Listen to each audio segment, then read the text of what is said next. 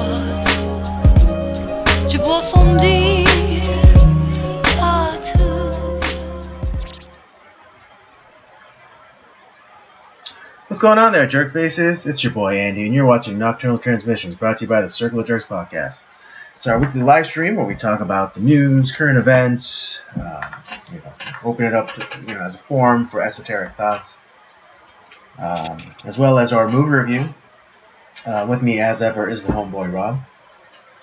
What's going on, everybody? Good to be back. Right, Happy New Year, everybody. Hope you didn't miss us too much on our 3-week winter break. But we're back, we're rested, and ready to go. I've been staring at a black screen for the last 3 weeks. Every Tuesday. Every time we take a break, it's really sad for Robert. I didn't know what to do with myself. Right. But no need to fret now because we're back. We're starting it off right. New year, new month, new theme for the movie reviews, and this month we're doing plot twist month. So the movies aren't exactly what you think they are. Yeah. Tonight's movie is One Cut of the Dead, which is a Japanese film, and man, I just when I first watched it, I was like, kind of made a huge impression on me, and I wanted to share it with Andy, and I think it'll be a fun discussion. And if you've ever watched it, you'll kind of know what I'm talking about. If you haven't, go on Shudder, go on to the Last Drive-In with Joe Bob Briggs, and check out the episode on One Cut of the Dead, and you will not be disappointed. Indeed. Along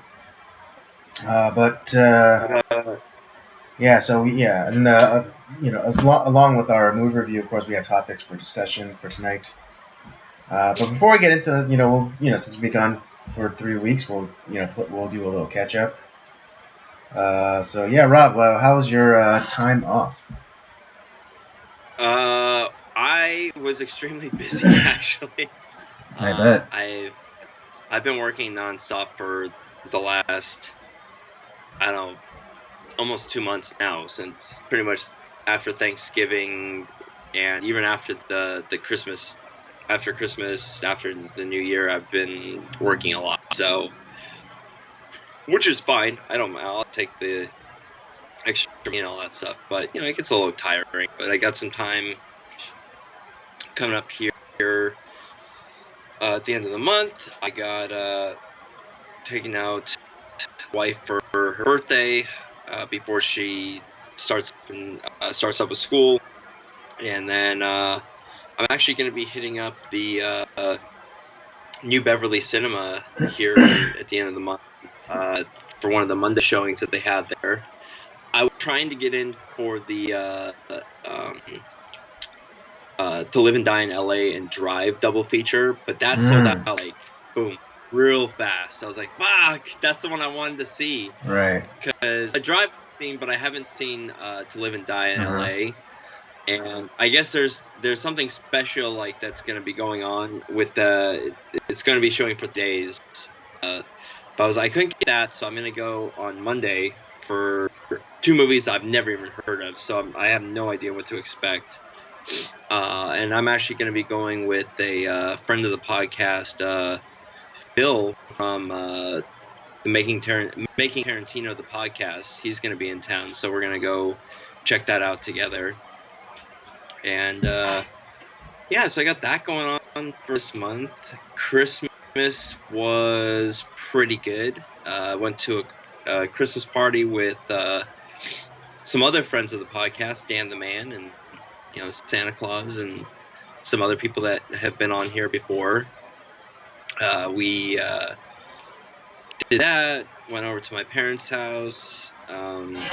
Just had kind of a nice, simple Christmas.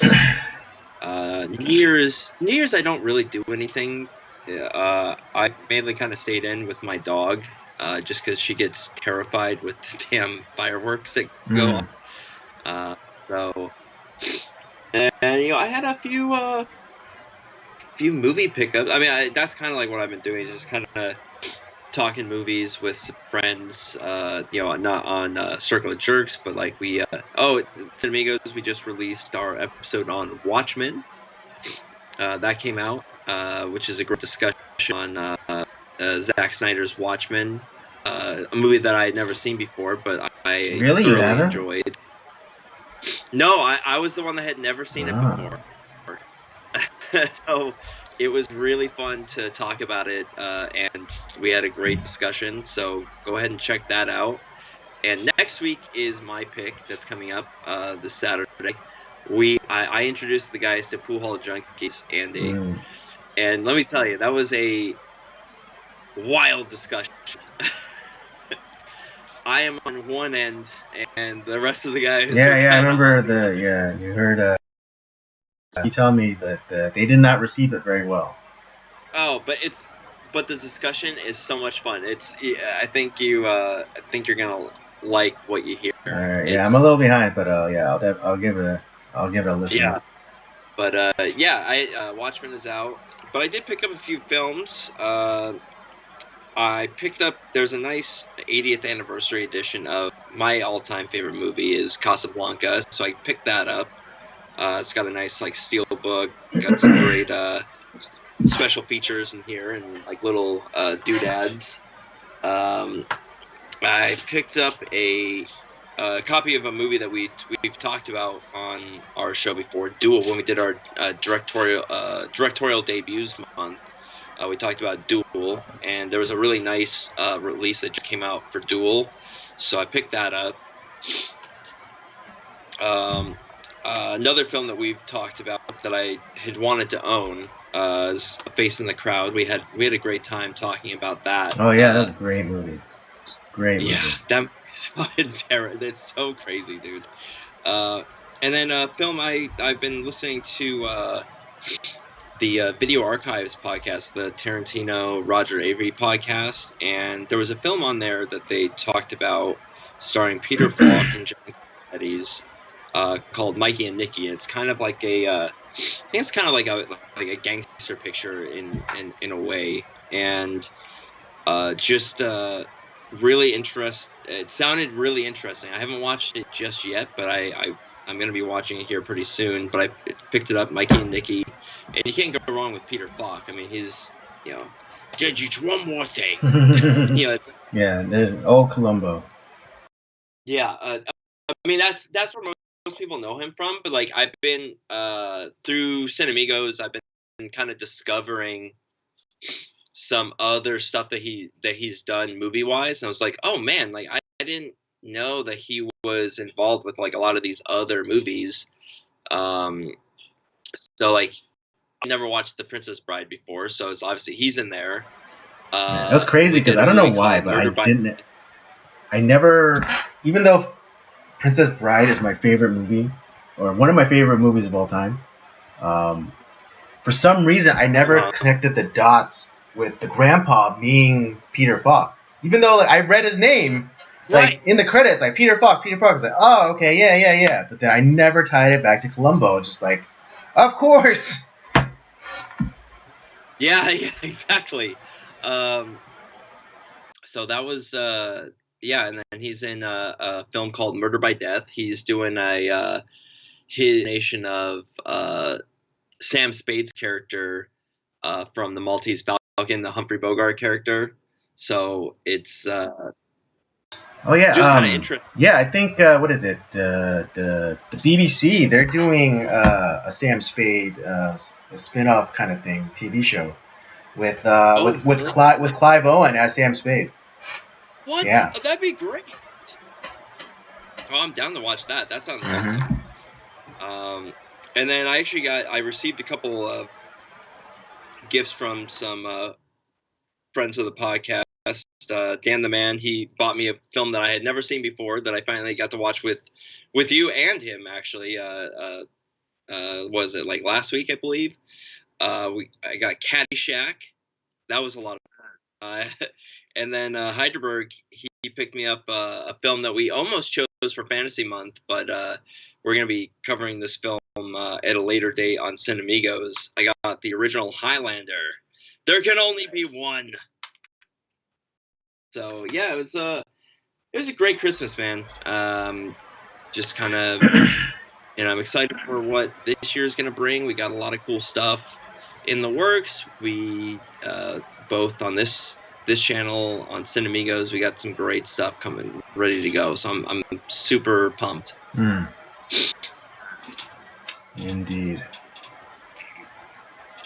Yeah, a lot of cool things going on, behind the scenes for us. Yeah. Oh, and I don't know if I got a chance to talk about it last year. Maybe I mentioned it, but like I made actually another appearance on Making Tarantino, the podcast. I did a movie called Framed, starring Joe Don Baker from 1975. And if you haven't seen that film before, check it out, because that is some ass-kicking action. I absolutely love that film. Had never seen it before, and it was a fun discussion. So go watch the film. Go check out that episode if you need more Rob in your life. Who doesn't? Andy, did you do your annual shrimp boil? Of course. Well, because especially what is it?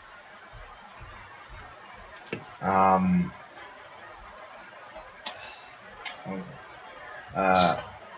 We're actually able to do a proper one in a sense, because what is it? This year, for those of you who don't know, for the last couple of years, I've been trying to get my family to invest in getting a proper turkey fryer.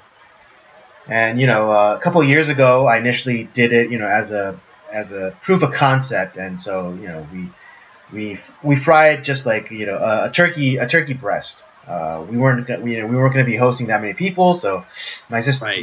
My sister said, all right, we'll start off with the turkey breast and see how it goes. And so it went off pretty well. And then last year we didn't do it because we went somewhere else for Thanksgiving, but this year, Right.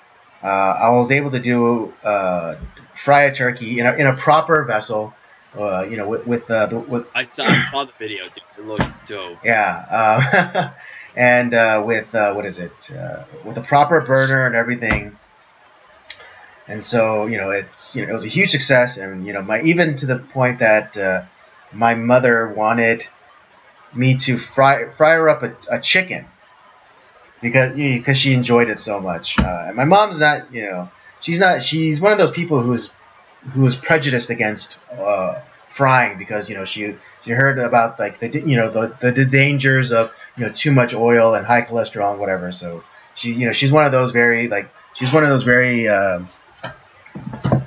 what is it, frightened people of oil. But because I made it so well, she was like, oh, okay, maybe it's not so bad.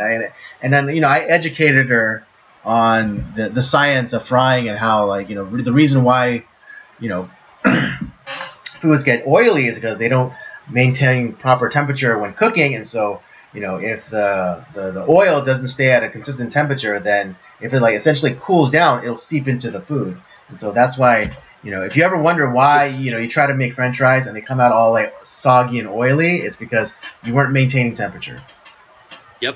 Exactly. And then I say all that to say that this year we used the turkey frying pot, which is a 32 quart pot, so lots of space, and we were able to dump all sorts of goodies in it. We didn't do crab legs this year; they were just a little bit too expensive.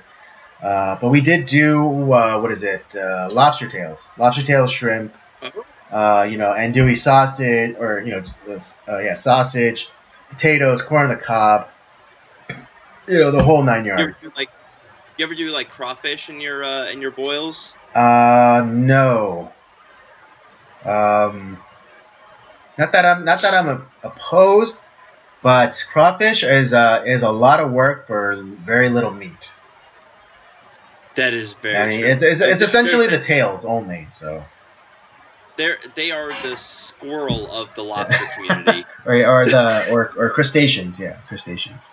Yeah, yeah, the crustacean community. Yeah. So I mean, because they're essentially like mini lobsters. yeah. They just don't have the benefits of giant claws. Yeah, I actually have not had crawfish in a very long time. I'd be curious, like, to kind of maybe get my hands on some and. Well, I mean, if you go play around to any Asian buffet, they're lousy with them. So That is true, yeah. But then, there's something like I don't know if they make them quite as good as they do like in kind of some of like the southern like kind of Creole cooking and stuff like that. fair point. Yeah, it's just that there's something about it. It's like it's not quite the same. Mm-hmm. It's not bad. It's just not the same. Yeah. I'm just nitpicking at that point, but that sounds awesome. I'm hungry right now just thinking about your shrimp boil, dude. Yeah. And then just actually, and then what is it? Before the Saturday before this week, we celebrated my dad's birthday. Actually, today is my dad's birthday, so happy birthday, Andy's dad. And so we celebrated on Saturday. I cooked up some steaks. It's so funny because my dad, like, he's slowly but surely he's like starting to copy me. Because for my birthday I have a steak dinner, right. With just what is it, ribeye with polenta, and I don't even care. I don't even care what vegetable we have, just as long as it's steak, ribeye steak, and polenta and cheesy, good polenta. And so Okay. yeah, so usually my dad, he doesn't usually do steak dinner. I mean, we did one for his 70th, and he had and we got him a huge like tomahawk, so that was cool. Oh, I haven't had a good tomahawk in so long. Oh man, those are so good. But this year, usually we just do like, what is it? It varies sometimes. My dad, sometimes he wants, American food. Sometimes he wants Korean food. Sometimes he wants, Italian food. But this year he wanted to do steak, and so we cooked. At least he said he went to Costco for the steaks, and he said that the ribeyes didn't look that good, so he got New York strip, which is fine. With I just it's just you just have to cook it differently, just slightly. Instead of the usual medium I would do with ribeye, I did medium rare for the New York strip because it's a lot less fatty, and so it's right. It's less forgiving. So I cooked it just at medium rare. It can easily become a hockey puck if you don't know what you're doing. So that was that, and then of course today, being my father's birthday, we did even though we celebrated on Saturday, we did a small thing before, and of course, what is it? He had the traditional birthday meal or birthday dish in Korean culture, which is seaweed soup. Miyoko. Yeah, miyoko. Yeah. And it's supposed to represent if you have it, you're supposed to have a long and healthy life. Right. So I am versed in the ways of of that. Yeah. Because I think my wife does the same thing. She's probably gonna have it on her birthday as well. So, and she's gonna be like, "Andy, come over. It's my birthday." And you'll be like, "I don't. That's your problem. That's not mine." So I didn't say you had to be born. Yeah, but I know you're. Yeah. me and your wife were going back and forth that day. I came over to hang out, and she was, she was trying to trap me. she legitimately was trying to chat me, like, oh, like, what are you doing on such and such day? I was like, I'm busy. You know, it's just like, it's like, oh, don't you know it's my birthday? It's like, congratulations. You know, just like Yeah. constantly with like, you know, the Sideshow Bob rake to the face. Um, Oh my you know, god. because like again, like it's funny too, because we give her the cheat code. We constantly are giving her the cheat codes, like, hey, don't do it like this, do it like this. But then she always, like, for some reason, like pride or ego or whatever, she's like, no, I'm gonna get this motherfucker on my terms, and it never works. Yeah, it never It works. never works. And she's always bugging. She's like, "When's Andy gonna come over next?" Like, I don't know. Like, he's busy. Like, It's just like, yeah, it's like, it's like yeah. I mean, I barely get to right? see him. Like, I that's why we do this, so I get a chance. Well, one, you know, I enjoy doing it, but it's like this is the one chance that I get to see Andy at least once a week. Right? You know, Yeah, and I mean, it's like, does she not think I have a life? You know, outside of, you know, hanging out with her or, you know, with you guys. she thinks that. It's Yeah, just like, she yeah, it's just thinks like, that. I just like, you know, when I'm not with you guys, I'm just like frozen, like, you know, like I'm Han Solo in Carbonite, you know, just, you know, Yeah. you know, break me, you know, you just call me over and then I come and then, you know, I'm released from my Carbonite sleep, and then, you know, I just go and hang out. I have no other life other than, you know, just hanging out with you guys. Yeah, but no, man, that was that was so. Dude, you give her such a hard time. I love it. Yeah, because I don't, I don't just automatically give in to her. You know, it's just like, you know, and I like, and I don't even like, I don't, and you know, and I don't give in to her for the sake of it like being easy. You know, you know, like, 'cause No. yeah, it'd be easier for me to be like, okay, yeah, sure, and then, you know, I could just, and then not, and then she could say like, oh, like, will you come to my birthday? And I could just say, yeah, sure, I'll be there, and then not show up, and then, you know, and I could be an ass like that. But I'm just like, I literally, you know, I'm being in earnest, like, legitimately, I don't know. Like, I might be busy. There might be, you know, something I have to do that day, or whatever. But, you know, Yeah, exactly. you know, I'm being more honest, saying maybe we'll see. Let me check my schedule. I'm being more honest, like, in that than saying yes, I'll be there, but then not showing up. Just say yes, Andy. We all laugh. Of We all course, had a yeah, I good know. laugh. It's so crazy because Dan, like, he immediately knows what I'm doing, and it's just like he's all, like, even though like, yeah, me and Dan, we don't hang out too much, but it's just like when we do hang out, he knows what I'm doing. Exactly. Oh god, it's so great. great. It's so good. Like, the only one who's not in on the joke is your wife. Dude, it's just like, come on. Even though we keep trying to get her in on the joke. Seriously, it's just like, Oh. wake up, honey, come on. Part of me thinks that like she just like kind of like she knows what you're doing too, but she enjoys the Oh, it's like kind of, it's the, what is it? It's, I think, you know, with problem children, like, they don't care what type of attention they're getting as long as they're getting the attention. Yes, yeah. So they don't care if they're being praised or being chastised, as long as they're getting the attention of the parental figure, the authority figure, whatever. As long as they're getting the attention. Right. I think we're onto something there. Yeah. But all right. Speaking of traps, Yes.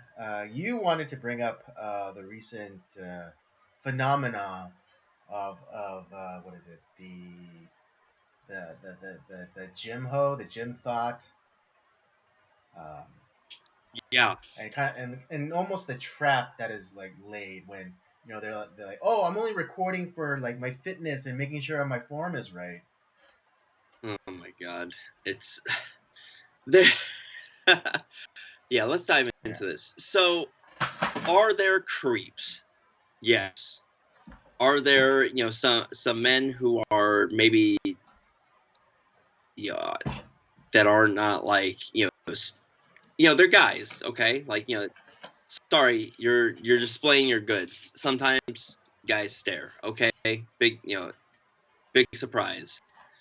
But you have these women who are you're going to a gym to work out, and are there people who legitimately like kind of film they want to film the progress or whatever? I understand that, like that may like there's people that do that, um but there's been this growing number of women who are dressed in nearly nothing, and they're not they're working out, quote unquote, and they place their camera in a certain way. They make these exaggerated movements to flat kind of flash their ass or their tits or whatever, and trying to snooker these guys into like even like looking over, it's like what the hell are they, and a lot of times this one was like what the fuck is this person doing, and it's like what, you got something to say, pervert?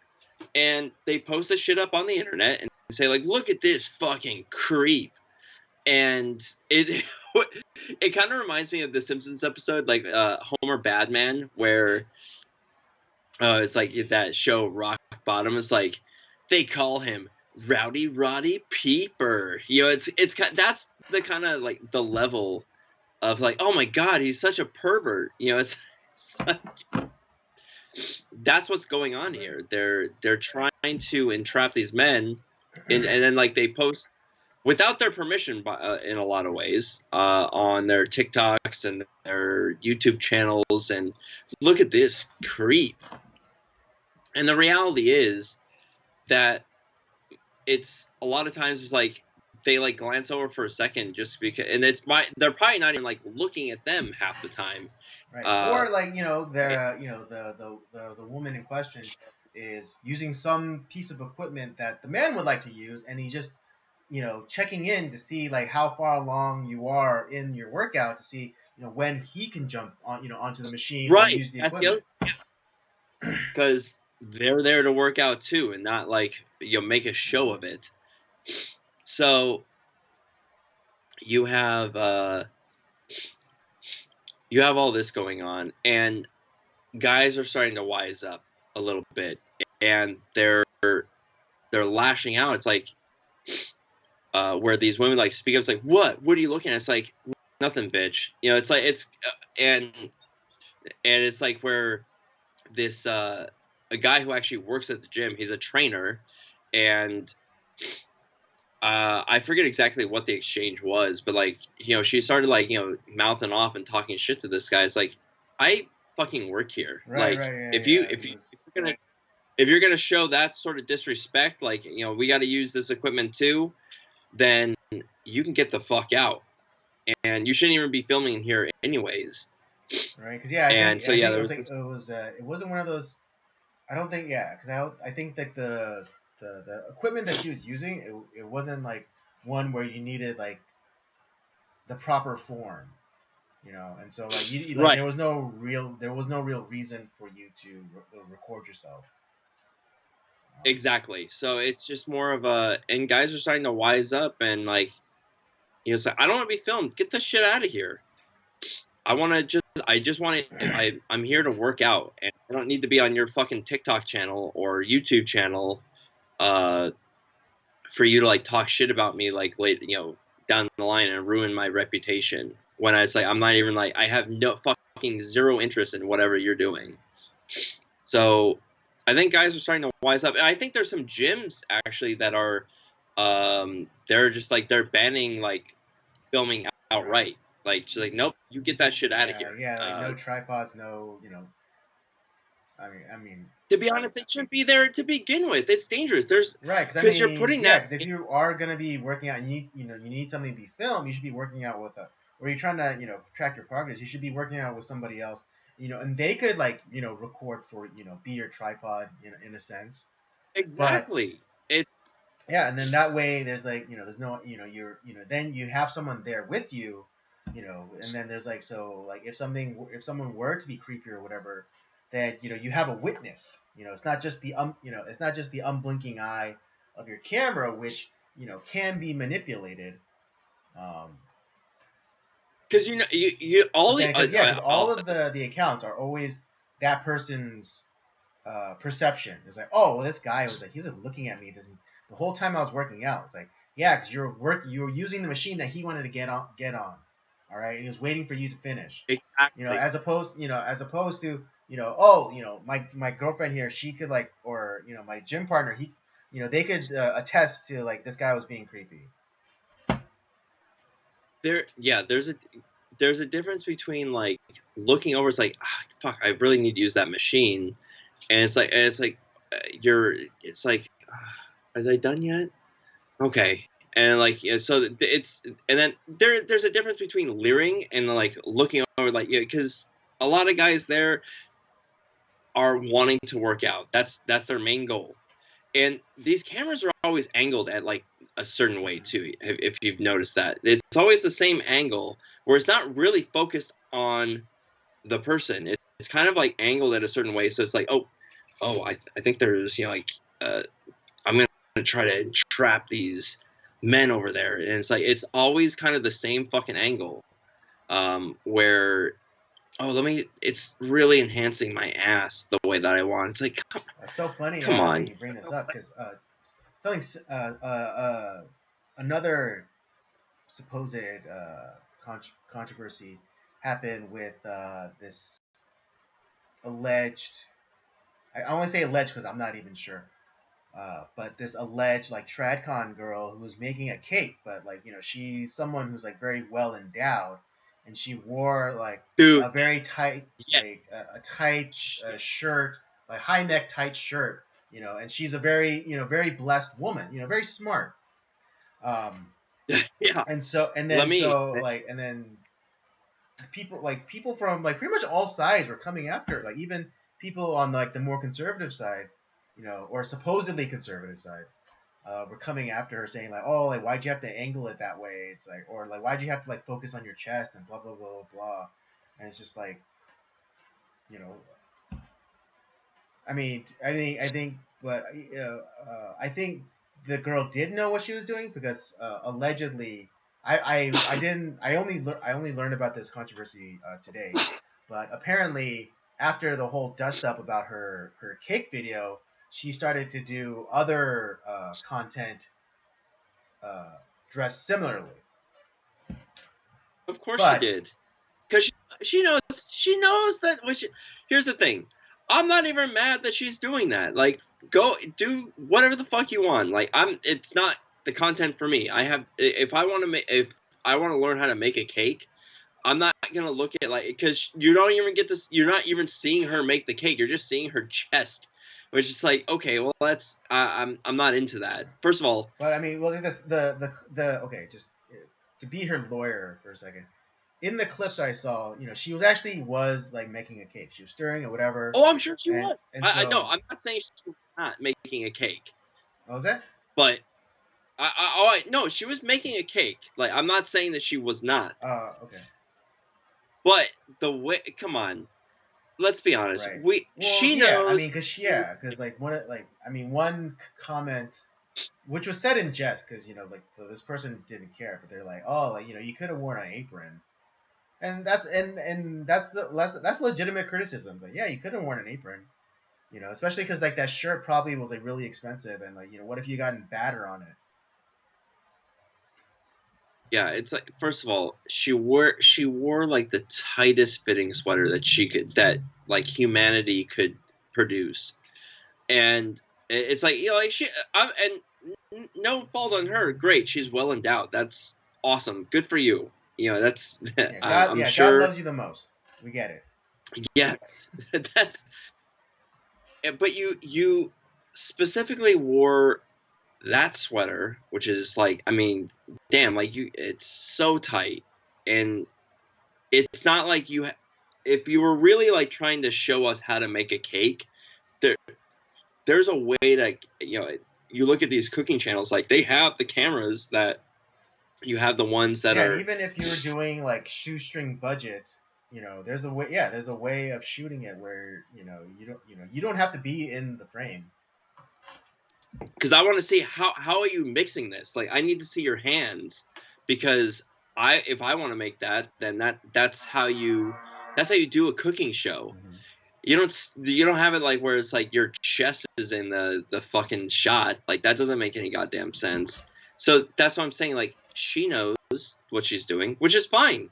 Yeah, make your content or whatever. Like you're clear, you're gonna get views. I mean, that's the whole point. Like it's about getting the views, and you're gonna get like the the horny crowd that's gonna be interested in watching her. Like kind of pop those things out.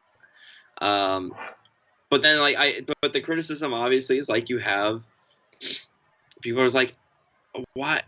It's stupid. It's the same thing that these like gym rats are doing where.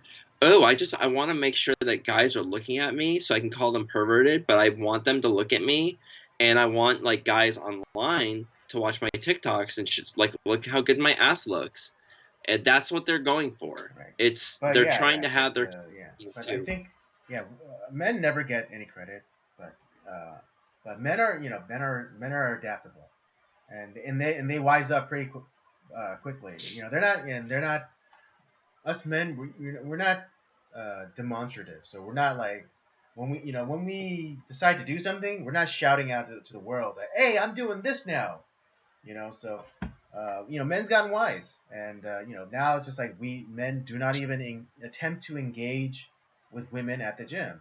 And then there's been actually some, what is it, like almost like reverse blowback, because I remember really early on, like towards like the middle of last year, when this kind of thing, this phenomenon was happening. Um, but there was a video of a girl who had like way too much weight on like a squat bar. Yes, Right, yeah, and then like she tried to lift it, and then she went down, and then she couldn't get back up, and she was like sinking, and there was like men around her, but then no one came to her aid, right? And no, then she no, got pissed off at the men for not intervening on her behalf. And I mean, similar. There's another video clip of a woman, on the leg press machine, and again, she stacked way too much weight on it, and then it came down, but it didn't go back up, and it actually, like, another woman, like, there was men around, but no man stepped up to like help her, lift the weight back up so she can get out of the machine. A woman, like I think two other women had to come and like help push the weight back up. yeah, that's right. And then these women then proceeded to chastise the men for not intervening. And just like, bitch, what do you want from me? All right? Fuck What off. do you want from me? All right? You say, I if I'm walking toward your direction for too long, you automatically deem me a creep. If I, do a quick, progress report glance in your direction to see, if you're going to be done with that machine, I get called a creep. Like, so what am I supposed to do? At what, like, how am I supposed to know that, if, if you're really in trouble, or if you're just trying to create content. Yeah, and dude, here's the other thing. Well, one, don't put on more weight than you know you can handle. Clearly, these, Right, they exactly. And it's like, and part of me thinks that they did that on purpose. right, So exactly. like, oh well, if I can't get them to like leer at me, make it look like they're leering at me, now I can make it look like they're just like, oh, they're mean men who don't want to help a woman, like, ugh. And like now it's like, oh, you're you have no chivalry. It's like, fuck you, bitch. Right, but again, it's like it's multifaceted, because it's also affecting, I guess, women who legitimately want to meet somebody at the gym. There's a video of this girl who, was sharing, like, she had set up, she was like kind of like in like the studio part of the gym, where like there's like mirrors, and like, you typically have your more aerobic classes. And she was there probably stretching out or whatever, and then like there was a guy that came up next to her, and then like he didn't engage with her at all. and she was trying to engage with him, but he's just like, no, and he did this thing, and then he bounced. And then she went on in her video, she was saying like, oh, why are men coming up to me, and it's like, even though she was like trying to engage in conversations, like, hey, how's it going, what's your name, da, da, da. Oh, what you up to, what you working on today, da, da, da. Like, the guy wasn't giving it nothing. And suppose, and this is like one of the more like reasonable girls who was like, who's trying to meet people at the gym, trying to form friendships, relationships, what have you. But then, but because of the actions of the few spoil the bunch, as the saying goes. Oh yeah. And so regular women are being harmed by this as well, because now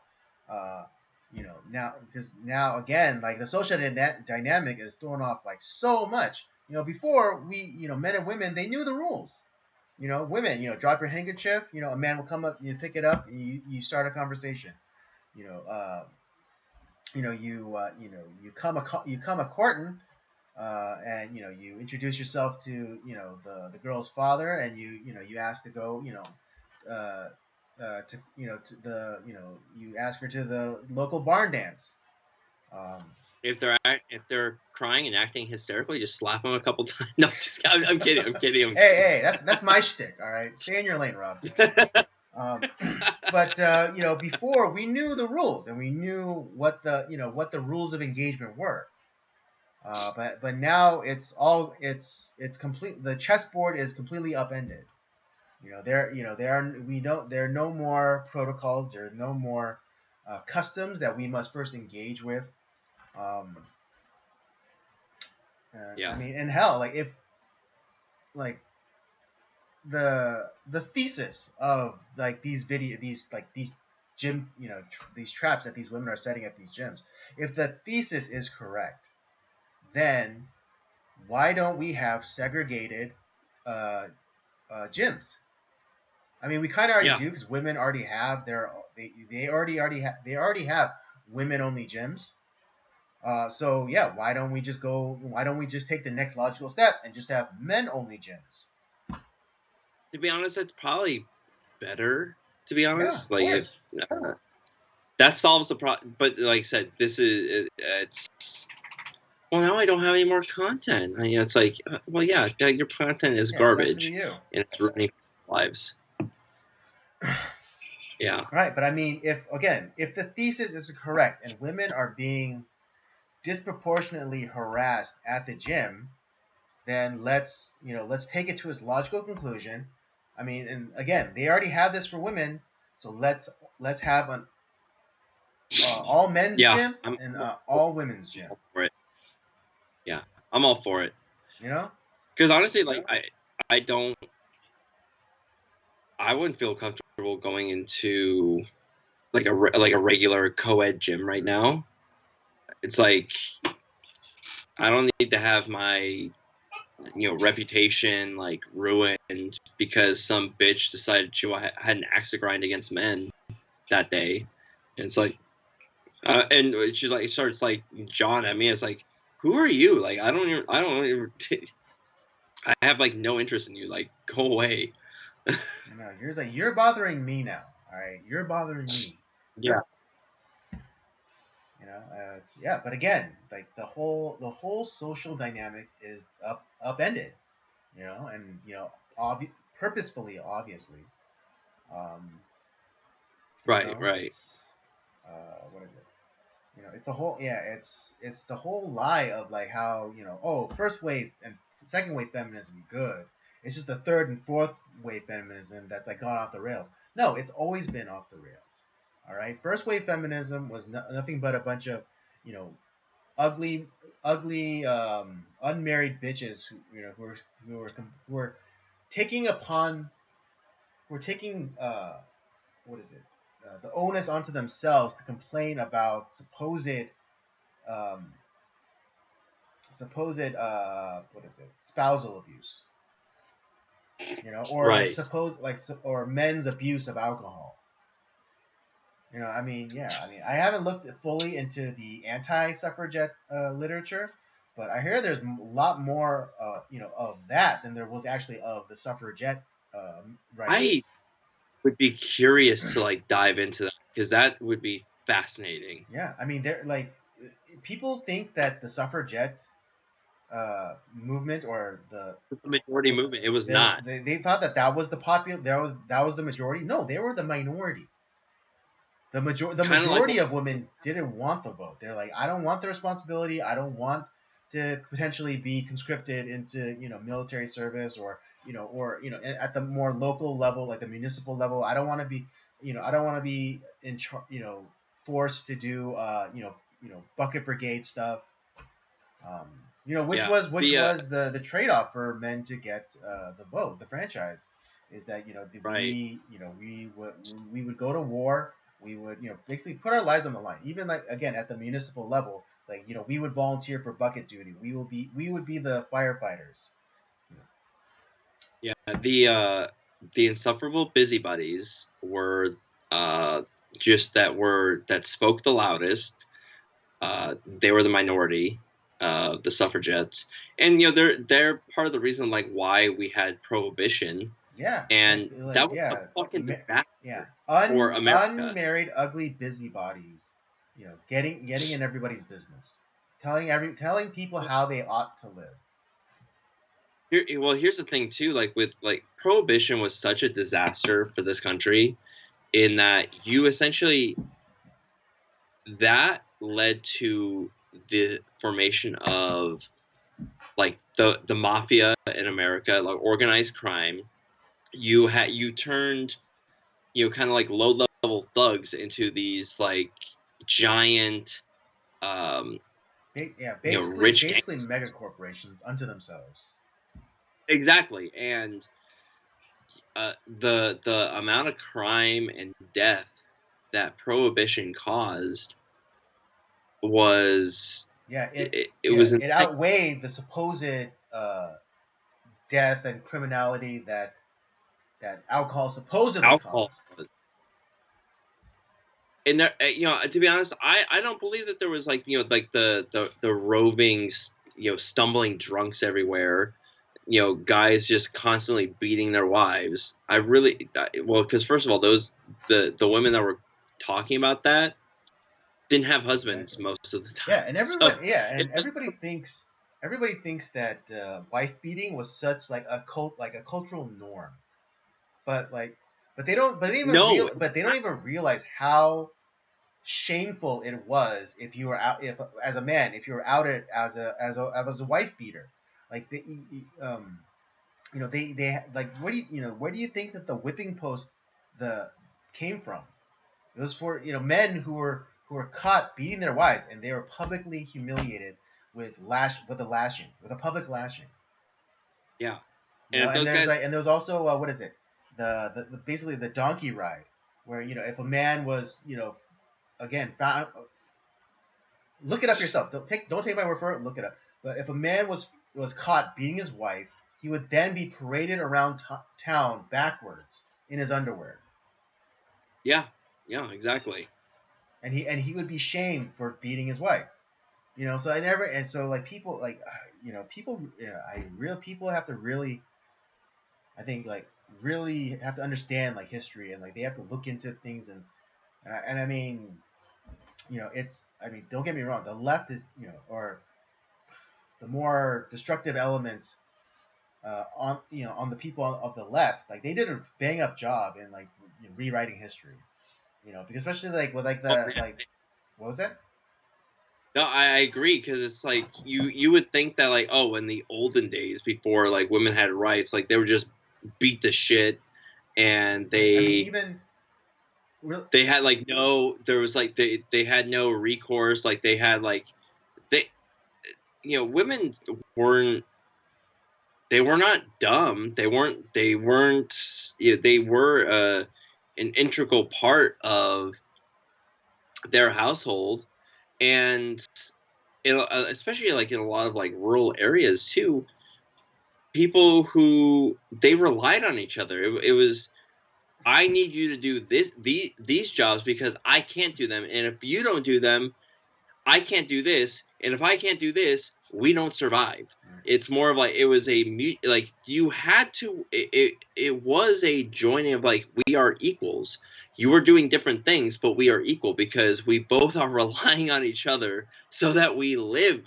It's like that's what people don't realize. But yeah, what is it?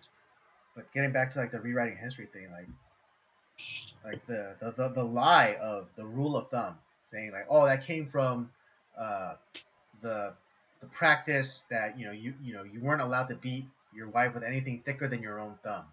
It's like, no, that isn't it at all. That's an old carpentry term. It Yeah, was used as a unit of measurement, your thumb. exact. Yep. It's like rule of thumb. It's like if your board is thicker than your thumb, then it's too thick to do XYZ thing. Or it's like if like for a certain, like if you want, maybe I think was it like if you wanted like a jointer piece, it couldn't be longer than your thumb, or it had to be Yeah. the Like so, exact length of your thumb if it's going to be a proper like fit. That's what it was. It was never about beating your wife. yeah. The like I said, are there men who have beat their wives? Yes, and that's bad. Right. Nobody likes Right. that. And then people think like there was no consequence. I named you two consequences. I named you two consequences, like the whipping post and the donkey ride. All right, and you look those up. All right, those are historical things that which were the consequences of men who were found to be beating their wives. Yeah, and it's like I joked around like it's like, oh, you get a little too hysterical, you smack your wife around a little bit. It's like, no, it's like, yeah, that's a joke. That's not like that's not something I do, and it's not something that the majority of Right, and men that's not do. like a culturally accepted thing. Yeah, I don't think it ever was. Yeah, I I mean, at just least, at yeah, least, at least, okay, caveat, at least not in the West. no, not in the Yeah, West. because I mean, I don't know how truthful he was being, but I remember an old coworker of mine. He was from, I think, if I remember correctly, Kenya, and he would constantly tell me about, um, how in Kenya, or like Kenya, like in like the rural villages, like yeah, like wife beating was a thing, but it was never like it wasn't anything like, what was it? It wasn't abusive, you know. What is it? And the women didn't think of it as abuse either. They legitimately equated it with love, And like he told me a story one time, like a group of women sitting around, and then one woman like saying to the rest of the other women, like, "Oh, I don't think my husband loves me," and they, Spare the rod, spoil the and child, if you and will. they ask her, it's like, oh, why would you say that? Did you find lipstick on his collar, or like what the signs of like infidelity? And she goes, no. It's like, he hasn't beaten me in a while, you know. So, so kind of that idea, Fascinating. that like you don't scream at somebody you don't care about, Yeah, like you would like say like kind of like the same thing with like parents and children. Like if right, the reason why a parent yells at their child is not because they have hatred for that child. It's because they love that child, and the child is doing something that they ought not to be doing. right. It's for it's like I'm yelling at you because I'm scared that you're gonna do something that it's gonna end up killing yourself Or or like harming you. injuring. Yeah. Yeah, And so yeah, again, I don't know like how truthful he was being. I'm gonna take it that that this coworker of mine, he was being in earnest when he was sharing this story with me. And so right, right. yeah, it's just kind of funny to me, but it's I mean, I don't necessarily agree with like the beating, but I understand the concept behind it. Right, right. Yeah. But yeah, just that is it's just fascinating, man. This is Yeah, again, I would I would just encourage people to like kind of just do a little bit more digging. Don't just come on. But yeah, I'm really happy that like at least we're seeing some men kind of stand up for themselves a little bit, and they are just, yeah, you brought this on yourself.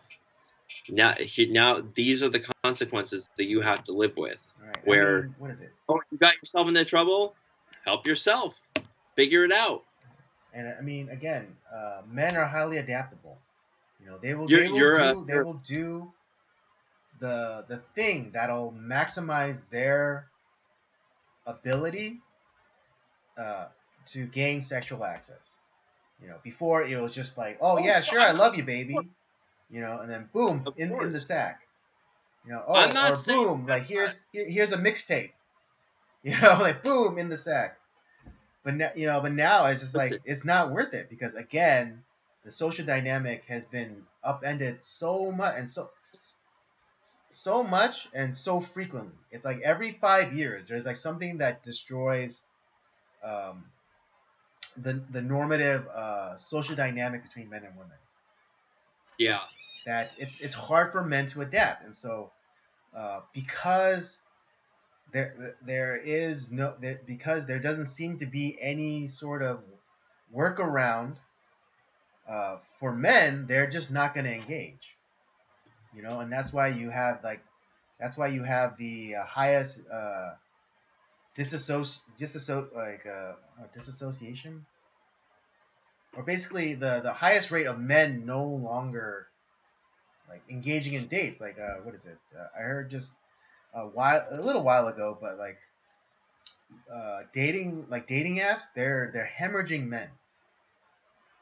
yeah. I don't blame them. You know, it's just and again, like, is this all women? No, of course not. But because the the most awful are always put to the forefront. That's what men are going to believe that's what all women are going to be like. You know, and again, it kind Yeah, of and it's kind of it's this weird kind of mirror problem that like that men have to live down the creeps, but women have to live down uh, the bitches. yeah. And yeah, like I said, these are the consequences. It's like where, okay, you're a strong, independent woman that doesn't need no man, and you're gonna like mouth off and entrap men and make them look terrible. These are the consequences. You're not gonna get help. You're not gonna. No one's gonna talk to you. You're gonna be alone. All that and all that. Those. That's just that's what's gonna happen. And obviously uh, people, men engaging in relationships is dwindling, just because it's like, well, I don't even want to be accused of like sexual assault, but just because I said hello at a bar or whatever, it's like, and or if I end up Yeah, or what if you're like home with a woman and sleeping with them, but then they regret it the next day, so they call rape, and now my entire life is upended and ruined, never to, even if I win in court, and yeah, but the like damage is I already done. never get that reputation back, Right, because yeah, ever. what is it? They're never gonna broadcast on television. The woman that like what is it? Like just like it seems like forever ago, but like a short like 6 years ago, there was that woman who actually got prosecuted for making false claims against men, and I think she did get convicted, but I'm sure no one's heard about it. Never. No one's heard about it because Yeah. they'll never paint women in a bad light. So like Yeah. so if you want like personal satisfaction, like, especially like if you like are acquitted in a court of law, then you better work in the deal that woman has to go publicly on television and admit that she was wrong, because Yeah. you because Otherwise, you're never gonna get any personal satisfaction, and that that woman's gonna get to go off and like kind of fold back into the herd, as it were, and then just kind of do this to some other guy, but and she will suffer no reputational harm, whereas you will spend the rest of your life trying to build yourself even a quarter of the reputation that you had before Right. said accusation. And there's been now one, it hurts actual like sexual assault and rape victims because Right, it now diminishes them. people are less inclined to believe them when they actually and because you have these bitches like there's so like all these like a lot of these prominent cases, Mattress Girl, that like the Duke lacrosse, Lacrosse, UVA. yeah, it's all bullshit, and those guys had their lives completely ruined. That the And mattress girl, there's hey, she no even police force. though hold on, the mattress girl, even after it came out that it was all a bunch of bullshit, she still got a fucking award from the National Yeah, Organization of Women. that's fucking insane. Yeah, she was rewarded for a lie. All right, let that sink in. That the mattress girl, she was rewarded for a lie. But Andy, it speaks to a greater truth. Yeah, lick my balls.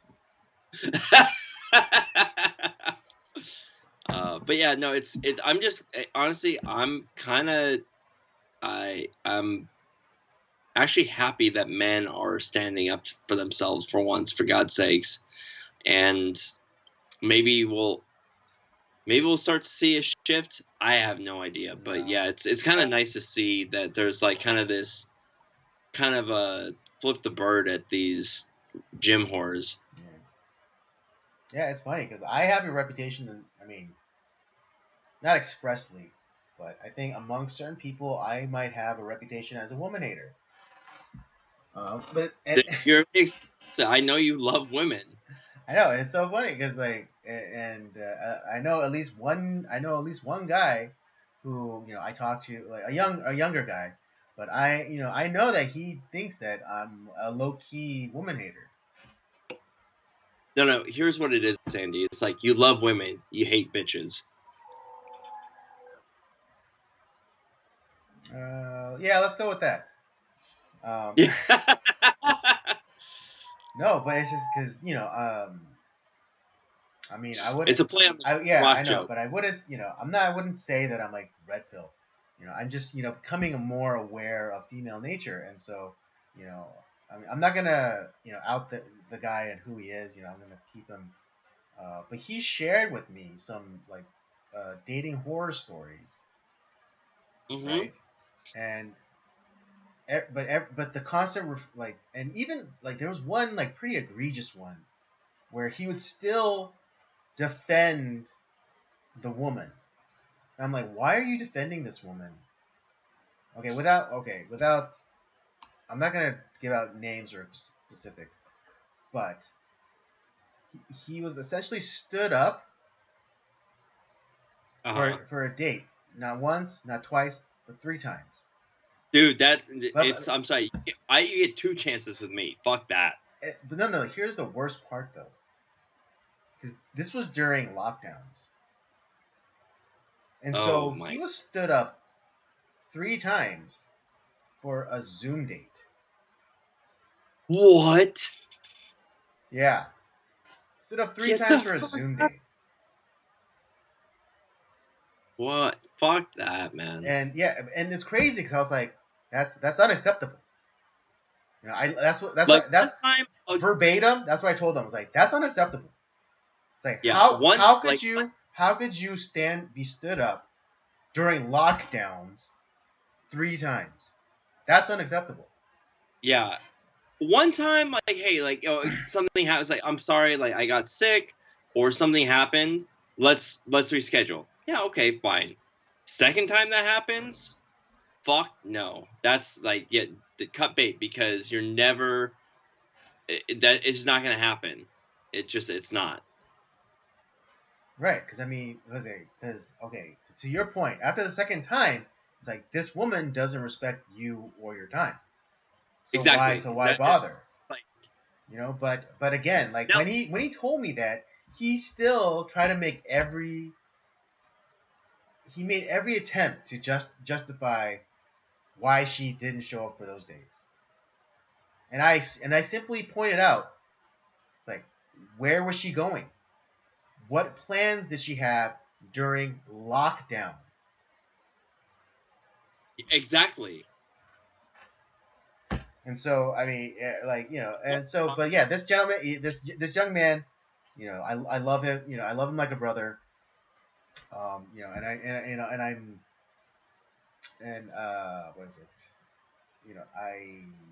I guess I'm sort of like his sounding board. I wouldn't say that I'm his mentor, but I'm his sounding board. He comes and talks to me about, about things, and I give it to him as straight as possible. But yeah, there are some things that I share with him, and he looked at me like I was some like woman hating meathead. You meathead, you. Yeah, but in this case, I'd be the based meathead, not the flaming liberal, meathead from all the family. Yeah, you're not Rob Yeah, I'm Reiner. not Rob Reiner. Oh my gosh. Dude, man, like it's lockdown. Like she can't like take 5 minutes like to like it's just Exactly. I mean, like, what is she doing? It's lockdown. Everything is more or less shut down. You really can't go anywhere. I mean, shoot, me and my friends, we were meeting at parks, and hanging out yeah. because everywhere, and we would bring food from other places and meet at the park and hang out. That's Yeah. what we were doing in lockdown. Just to go and hang out with one another. Yeah, like when you like not just like in like dating situations, but like if you're meeting someone for the first time and like one time like the first time like hey like you're trying to you're trying to get together. I know people are busy and you're like, "Oh, okay, sorry, I had something come up like it just whatever." But then like second time it happens again. I'm like, "No." It's like, "Fuck that. I'm not going to waste my time." Yeah, I'm not gonna waste my time trying to spend time with this person because clearly they don't give a shit about me. So why? But especially in a dating situation, fuck that. And there's a lot of people who might say like after one time, no, fuck that. You can't like make the first date or whatever. Like Yeah, but we're compassionate here, so at least the second date. I give people little leeway. Just like, sometimes like you go to your a restaurant. It's like, you know what? Maybe the staff was not doing so hot that day. Maybe like the chef, had his like wife divorce him or something like that. So the food wasn't as good as it could have been. Whatever. I'll give it another shot. And then if it's like that a second time, oh, this place just sucks. So that person just sucks. And that's the problem with like this generation too, because you have everyone's like in this social media generation, everyone's like no one commits to anything.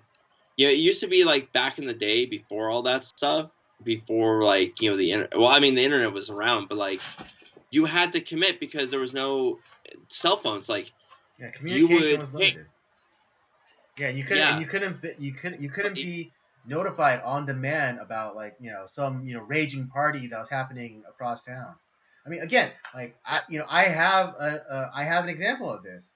This is right in the transitional period between like flip phones and like sliding phones to smartphones. And mhm, I made a date with a young woman, and you know. Um, thinking under that old mindset, like, oh, we made plans, so we're both gonna commit to them. I went to the restaurant to meet her, and guess what? She didn't. She stood me up, and I nope, called her back. It's like, hey, I thought and I waited longer than I should have there for her, for her to show up.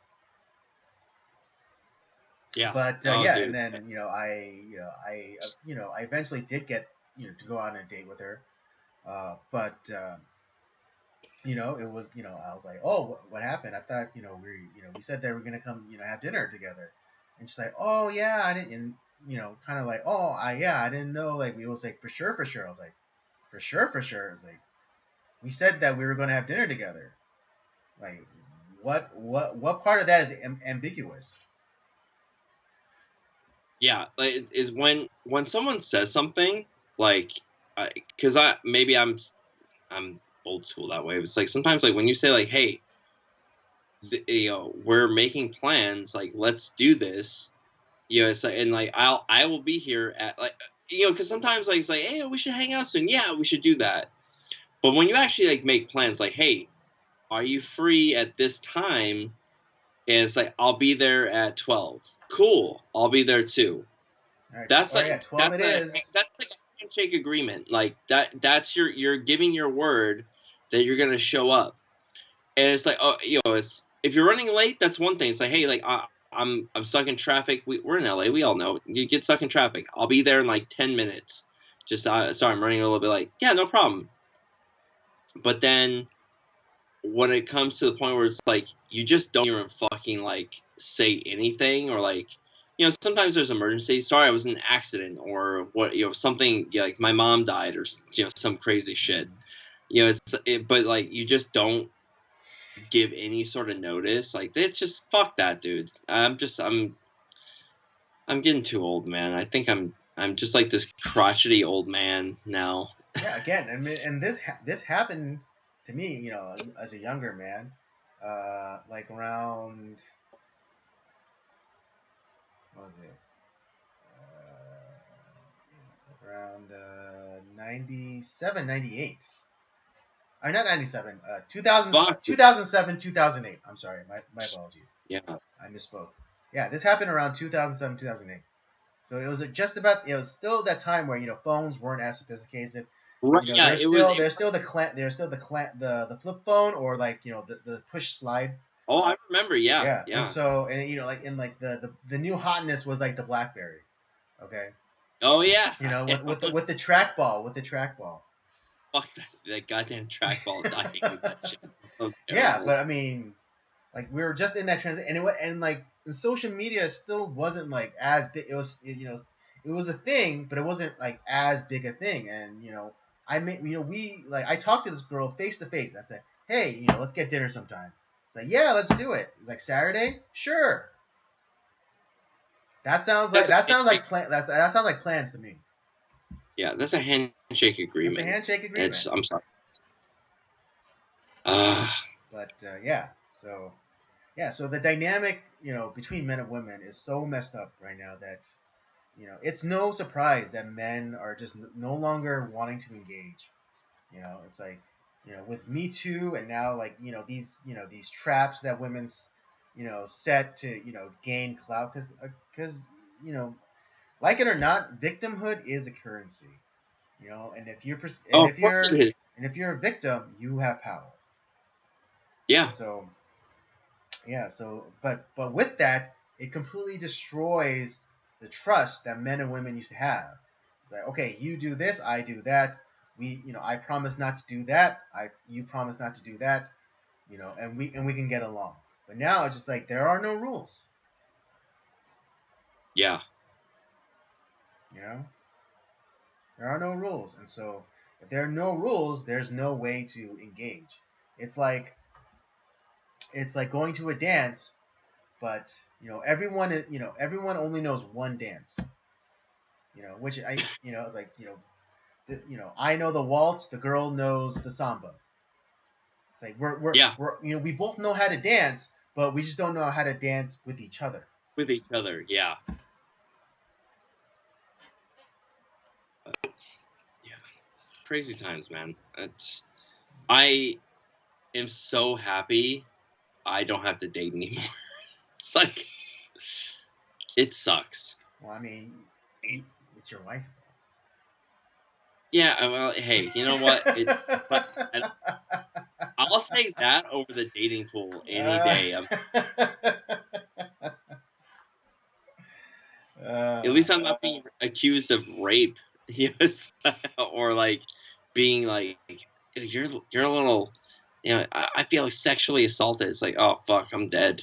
It's like Yeah, it's hard out there on these streets. it is, man. But yeah, let's talk about that. So one thing I was excited about this year, because I don't know if you heard this along with me, most likely, is that there was the talk of the Epstein list being kind of revealed, as far as you know, naming names and people who are like, say, oh, good, we're finally gonna get these. The people that we know are like the high profile names that were associated with Epstein out there in the public, because after that whole trial, and like with the Ghislaine Maxwell trial, everything was sealed right afterwards. Like, well, fuck, that's how does that help anything? Essentially there's no consequences for these people's actions, and so it's like, oh, that sounds exciting. Like maybe are we finally starting to see some sort of backlash against these fucking pedophile perverts? And it's been a little disappointing, right, Andy? Indeed. Because we heard like, oh, like they're gonna release the Epstein documents or whatever. But what it turns out, like, and we were expecting to get a list of names, right?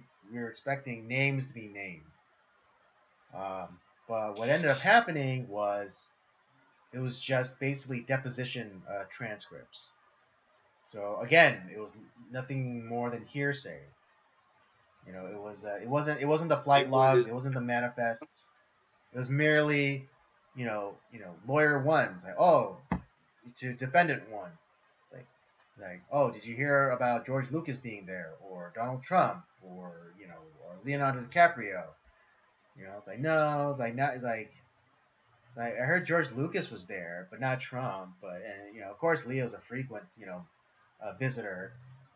And then like again, like lawyer two is like, oh, so so who did you hear? It's like defendant one. Well, Becky said that Stephen Hawking was always came around, and he loved it when midgets would try and write on chalkboards, and they have to like jump up to reach the chalk.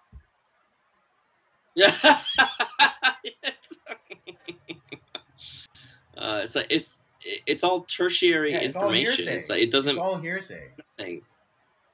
Unless we have the flight logs, unless we have the passenger manifests, for the Lolita Express, it's meaningless.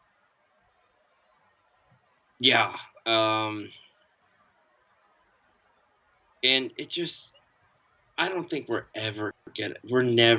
We know some of like the big prominent people that were there. We know Bill Clinton was there a lot. We know Prince Andrew was there a lot. And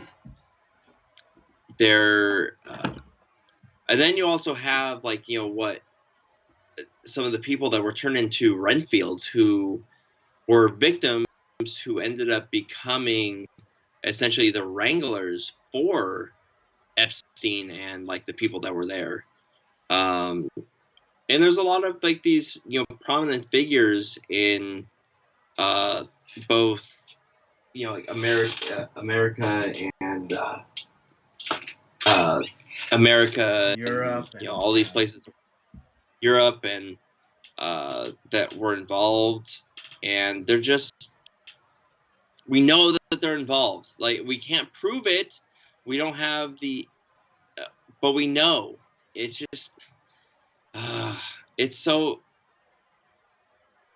fucking frustrating. Yeah, because common sense will tell you it's like, there's pictures of Bill Clinton with Jeffrey Epstein. There are pictures of him on a plane. I'm not saying it's the Lolita Express, but they're on a plane together. But you could Yeah, reasonably assume that it's Jeffrey Epstein's plane. exactly. And so, like common sense wise will tell you that Bill Clinton and Jeffrey Epstein were very close. Exactly. So you don't necessarily need you need the evidence to definitively link them in, like the sex trafficking or the or the kidnapping or whatever. Yes, you need that. But common sense will tell you that Clinton was involved with Jeffrey Epstein. All right, and that's the basis of where people,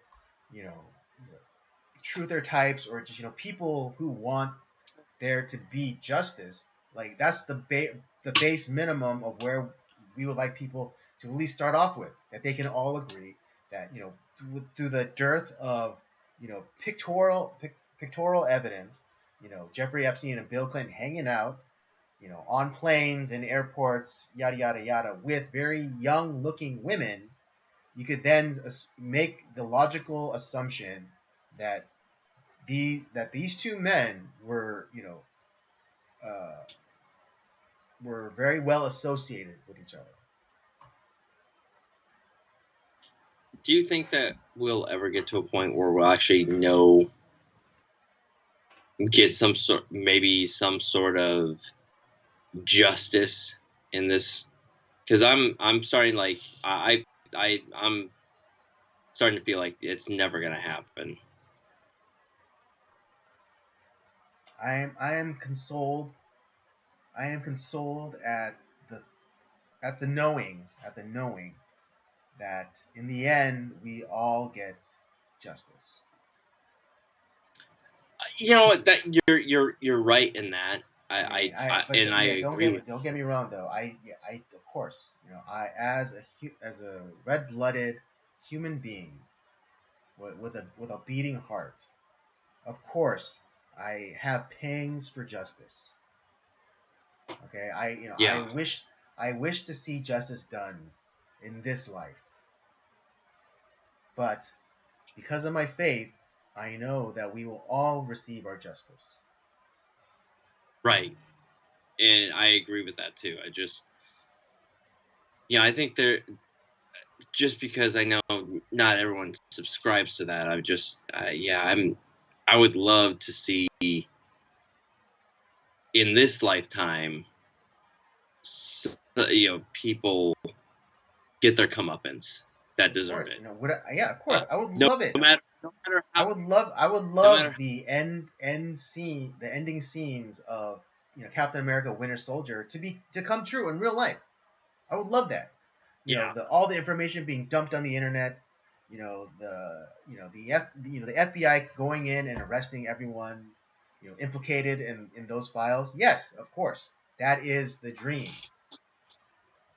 That is the dream of dreams, to have the end of Captain America: Winter Soldier realized in real life. But if if the JFK files have taught me anything, is that which is never going to be released. Which is never going to be released. Because I'm rethinking a lot of my things, but yeah, if the JFK stuff was revealed, I really think that it would be the end of the country as we know it. You really think so? Because the implications of those documents, of who's responsible and who was involved, it would I mean, not catastrophically, but it would end the country as we know it today. I think it would be the downfall of a lot of institutions.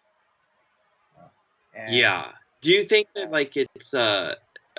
would you subscribe more to like the Oliver Stone style, like it's essentially the government assassinated their president? Not the government alone. I No, I don't think it was them No, but alone. I think I there was truly there's believe it's conspiracy. Conspiracy between the government, the military-industrial complex, and the mob.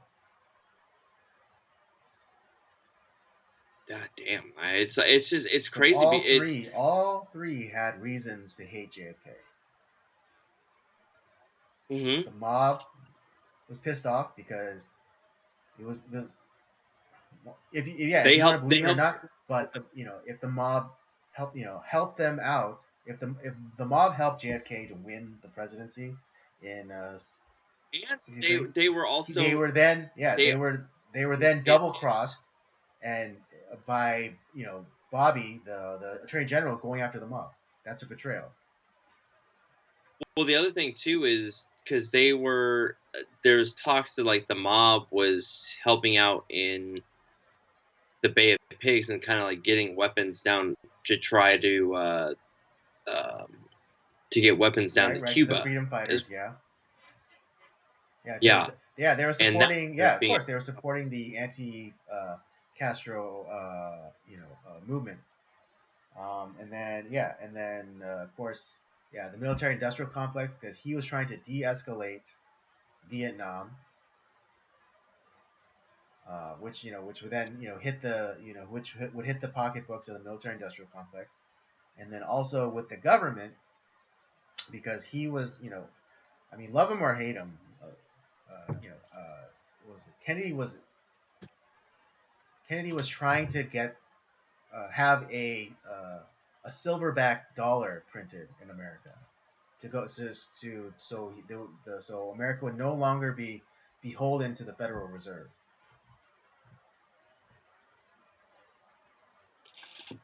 yeah the damn. Yeah, it's like, and I actually, it's kind of funny that you mentioned that because, yeah, I think if like the Epstein files were like the reality of like what was actually taking place, I think that could also be very damaging as well because, oh my God, like and on both sides of like the Right? political Yeah, I'm not saying spectrum. that. I'm not saying that it would just be Democrats or whatever or leftists. Oh, it's It's a lot everybody. of people. It's everybody. Yeah, Yeah, I mean, if like the whole mass and cough porn thing, wasn't an eye waker, eye opener, him talking about like Republican representatives, Republican senators, basically taking him to honeypots, to orgies. yeah.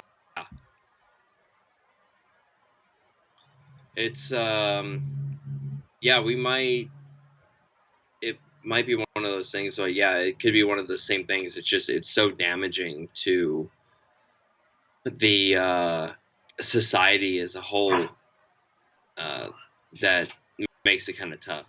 Yeah, But it's like I think if the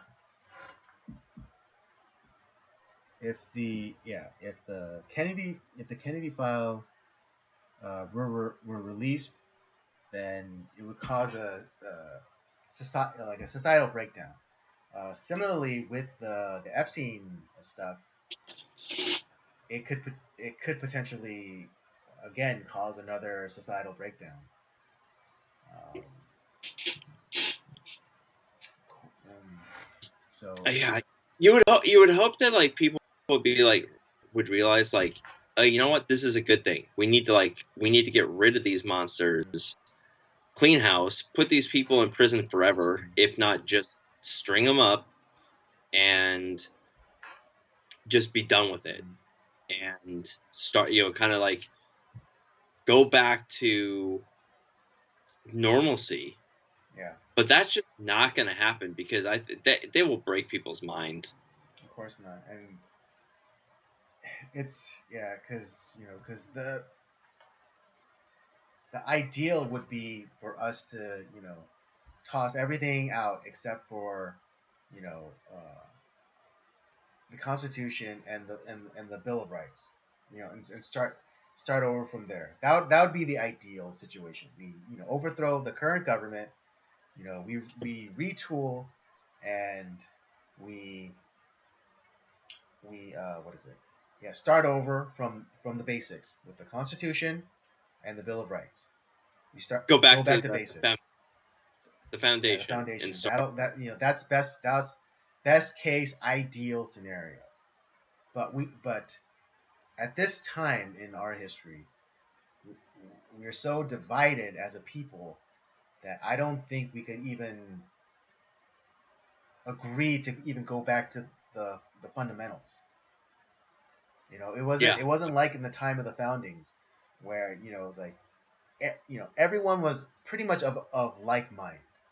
I mean, of course, like the heavy lifters of the United States, they all came from Virginia, so most of them, anyways, they all came from Virginia, so they all had that same mentality. They all like went to the same schools. They're all brought up within that same environment of right. enlightenment principles. So it was easy to form a new country under them. But fast forward 200 plus years, can we say the same? No, I mean, our country, before, our country was, 13 measly colonies, that eventually became 13 measly states.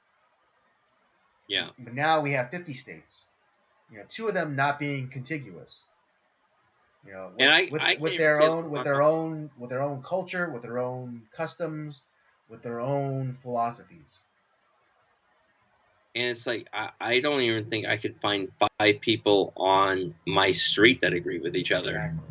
Exactly. It's much less like a country Precisely. to like Precisely. yeah. So the most ideal and the best case scenario would be overthrowing current status quo and going back to basics. But again, because of how big we are now and how varied we become as a people, there's no way that we could all come to consensus under that. No, So I but mean, the only next best option is to try and get as many good people into government as possible. Which I know only hope. you're basically offering up people to sacrifice. Yeah, man, it's like I think there are some good people in government. It's just they're so far and few between. Like that, it's just you can only do so much at that point. Mhm. There's so many. It's just you need more than like one person to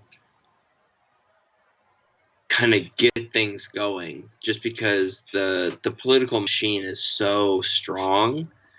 And like I said, this isn't a left or right thing. This is just a government thing, and the ghouls that are in power, just they're not gonna give it up easily. I mean, goddamn, like these guys are in their 80s and 90s sometimes. Like just hanging on for dear life. Yeah, I mean Uh, it makes sense because the average age of the United States citizen is like in their 70s. good Yeah, lord. so I mean we kind of talk about like, oh, we need more representation, like when the average age of an American is like in their 70s, we kind of are. Maybe, We kind of are. yeah. Well, that's good. We're it goes back to like what we were talking about before. I mean, this is the reason why we don't have a young generation anymore. We're getting older because you have our gym whores that are just accusing men of being Yeah, being horrible like predators essentially. predators. Yeah, exactly. So why would you Yeah, but try to find a wife and start a right. family? But also, men have been de-incentivized from starting families. Yeah, It's like Right. the Well, law. especially with like the marriage, like not marriage laws, but divorce law. Oh, dude, That is a huge killer to men wanting to step up and become family men, is because I have if the woman many can friends. leave whenever she wants, with for any reason she wants, and she gets half of your shit. Yeah, I mean, at least in this state, like that's thank you, Ronald Reagan. Right. Yeah, that's one of his failures, and I think he admitted that too. He's like, yeah, that was a huge Right. And I mistake. mean, at the time, I understand like why they did. Well, because like one of the reasons I learned why no fault divorce became a thing is because the courts were backlogged with cases waiting to be heard. Yeah. And it's just like, because the system became overwhelmed. Um, you know, what is it? Reagan instituted no fault to help clear out the backlog, but in doing so, he basically pushed one of the first. No, feminism did its thing. Like it was like maybe like, so no fault divorce is like third or fourth domino to be knocked down. Yeah. Which is, and it's really sad because I mean, I understand at that time, it's understandable that women would get half, and that the men had to pay alimony because they were the ones with the jobs. But Right. times have changed now. Women are in the workforce. They're making like upwards to 25% more than their male counterparts doing the same work. Hmm. And so in every aspect, women have achieved parity with men, and yet men still are on the hook for providing the woman their lifestyle. What's crazy too is that you could be rich and successful before you get married, and your wife decides to leave you for whatever reason she deems, and she is entitled to at least half, if not more, which is insane. Mm-hmm. It's like you weren't there from the beginning. You weren't there when I was making Yeah, my struggling and portion. coming up, and I mean, if you're an entertainer, then doing performing in rooms like the size of a bread box, for nothing, and then Yeah, you came in at at the 12th hour, yeah, yeah, essentially. it's like you came in at the finish line, right when I was Yeah. right when I was crossing. No, you came into victory lane, and then you that it's not even like the finish line. She was in victory. She came into victory lane, and then like decided she wanted to take all your shit. No, but see, no, Similar, but see, but similar. here's the thing: like women, I mean, not a lot of times, but some of the times, women will come in as you're coming across the finish line, and then run with you in victory lane to say like, "Oh, look, we came up together." No, he didn't. No, exactly, but that's how women get around. Like that's how women get to say like, "Oh, I helped build you."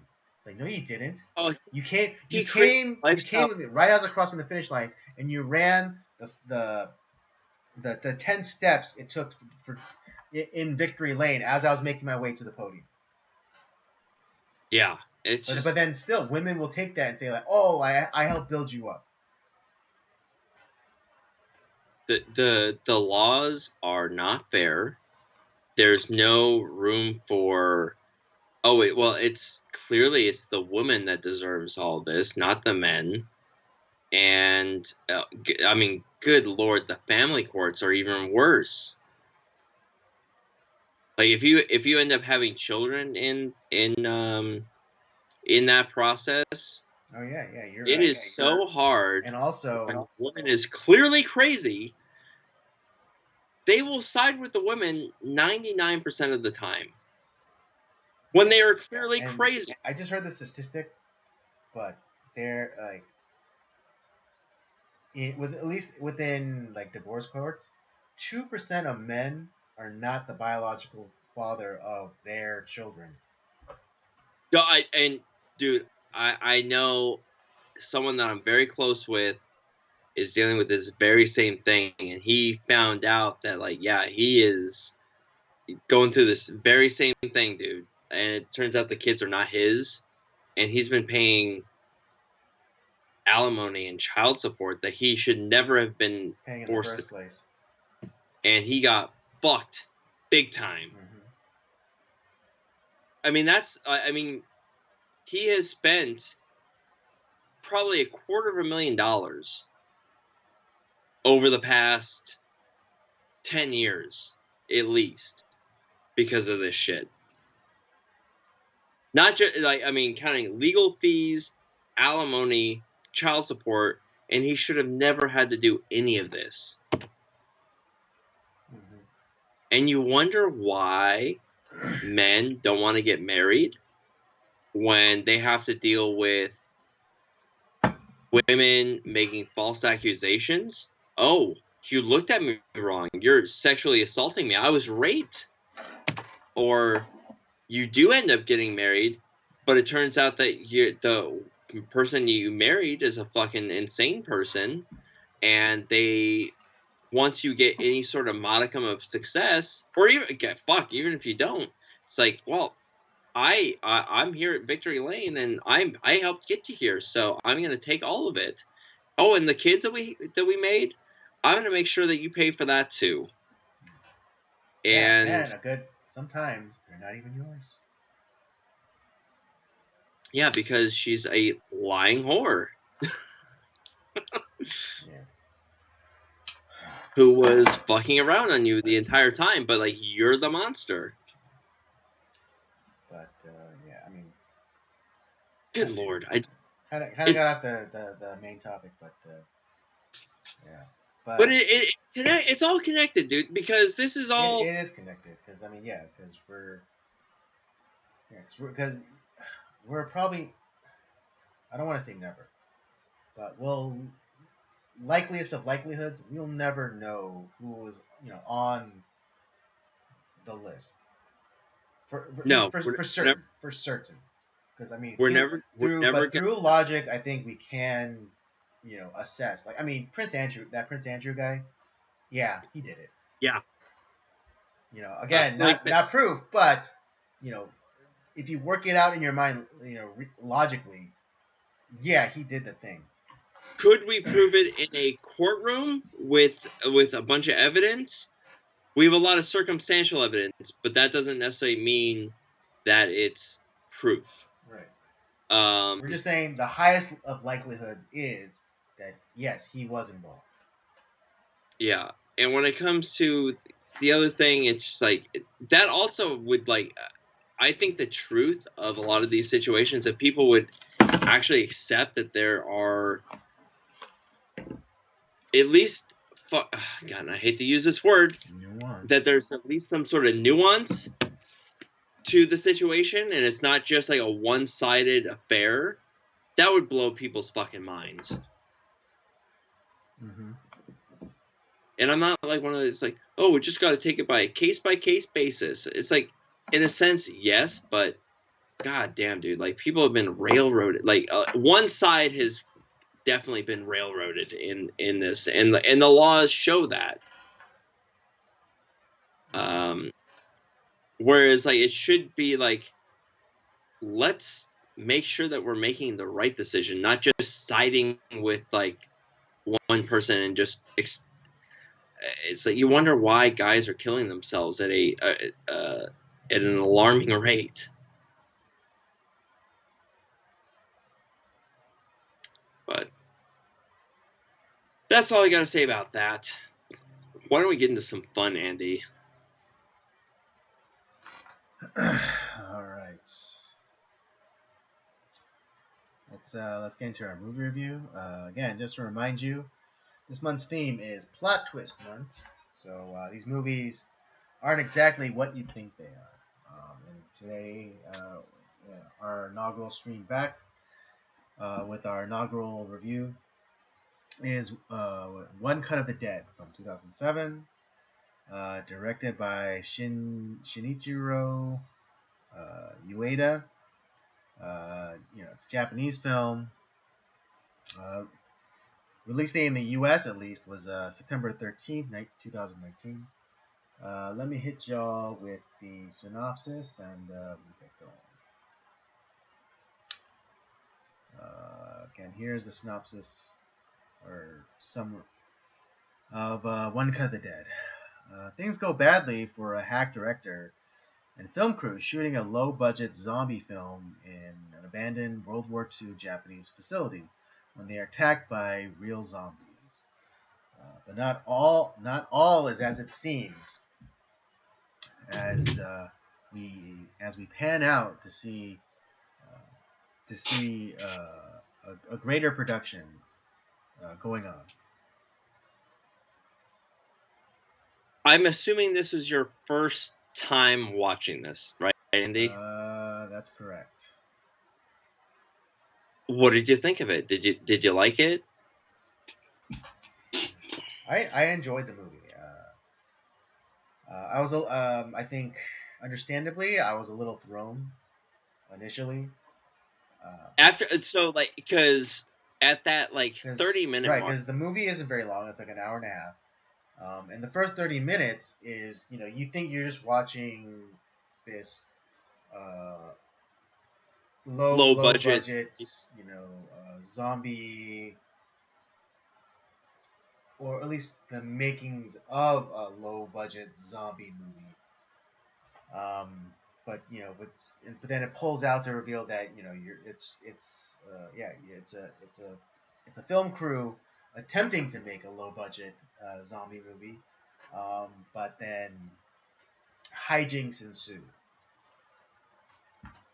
So, yeah, it's one thing that is really cool about this is that that first 30 minutes that was all done in one take. Mm-hmm. It was essentially it was done like a play production. Right. They ran through it and they did it, which takes a lot of rehearsal. You have to kind of figure that out. And this is essentially a student project. It's a famous film school in Japan that this was the film project that they worked on, mm-hmm. Which so you have what we think is this low budget zombie film that it's still it's kind of fun, works really well, but then, and I think a lot of people were confused because at the 30-minute mark it's like, oh well, this was interesting, I guess, and a lot of people left the theater not understanding that there was when you look at it, it's like, wait a second, there's another hour left of this film, we're seeing the credits already, what's going on? And yeah, then you get the reveal of what this thing actually is, and you start to, and I love that they did that it was. They didn't start with the filmmaking part of it. Someone did you watch Drive My Car that came out a couple of years ago? No. Because that's more about essentially creating a play, and it's a great movie. It's a slow burn, but it's a good movie. But that shows the process of this play being produced. Mm-hmm. But this it starts off with the finished product, and then you get the reveal of what it actually is, and it's not a horror film. It's a film about making movies. And the struggles that you have to go through in that whole process. And I love that they did it this way, where they kind of started at the finished product and showed how they got there. That's the cool little twist of this film that makes it, which I think is why this film ended up becoming as successful as it was, because it was made for $25,000, which is was it back? I think in like 2016 or 17. Well, in Japan, it was released in 2017. So it was probably filmed like the year before. I would say like probably in 2016, and then it kind of got released in these film circuits. Sold out the film circuit. It kind of was popular there. Then it got put in a couple theaters here, sold out, and like it kept selling out, and it became more and more popular, and it got like kind of distributed around the world, and before you knew it, they made like $40 million off the goddamn movie, and that's it. Just because like, man, this is just it's fun, and you know, for those who like a low budget horror film, you're gonna love the first 30 minutes, because it is that. And if you just like if you like the how filmmaking, you have to make decisions on the fly and make things work, you're gonna love the last hour of the film, because that's all what that is. Right. If you're if you're a fan of the process, then this movie is really going to be up your alley. And I like both, so this film was so enjoyable for me. You know, it's like, yeah, because you have like this struggling director and like his family. You know, he's a working actor, or not a working actor. He's a working director. Yeah, he's a just trying. Yeah, he you know he's not a Kubrick or a Scorsese, at least yet. Or a Kurosawa. Yeah, He's not.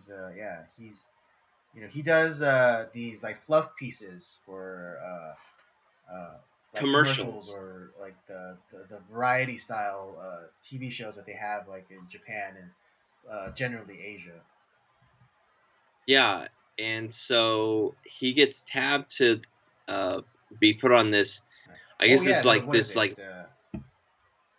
What is it? The thing he said. It's like, you know, I'm just good enough. Yeah, basically like I don't try to be great. I try to be enough. So you know, so he was specifically selected because of his ability to work within a small budget and offer good but not great quality work. He's competent, but he's not a visionary, if you will. But also within his family, you have his wife, who is she was an actress, but she was maybe got too intense with the acting, and like so she's trying to find her passion. Her new thing. And she's never really able to find it, because her real passion is acting, but she gets too nuts with it. She's a method actor. That's the so she really gets too involved in the role. And then you have the daughter, which is a mixture of the dad and the mom. Like she wants to be a great director, but she's trying to create that genuine emotion that you get like in a method acting type of thing. So she's kind of like a good amalgamation of both her mom and her dad. And it turns out that two of the actors that are supposed to be playing these parts in this like live action zombie TV show, which is so weird to me. Like they have to do this like live. This is a live performance that they're putting on. Mm-hmm. And two of the people that are two of the prominent characters, well, they got into an accident because they were having an affair. And so it was the one with the baby though, right? Yeah, the one with the baby and the guy who was supposed to be playing the director in the movie. Which I thought was like really just like, dude, like that's. And so they were having an affair, and they got into an accident on the way to the set after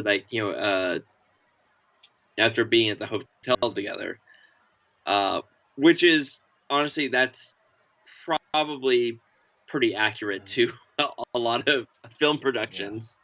And so on the fly, it's like, well, we're not going to shut down this production. We're going to make it happen. Well, who else can play I'm a director. I know the script. I got to do it. It's like, I want to make this happen.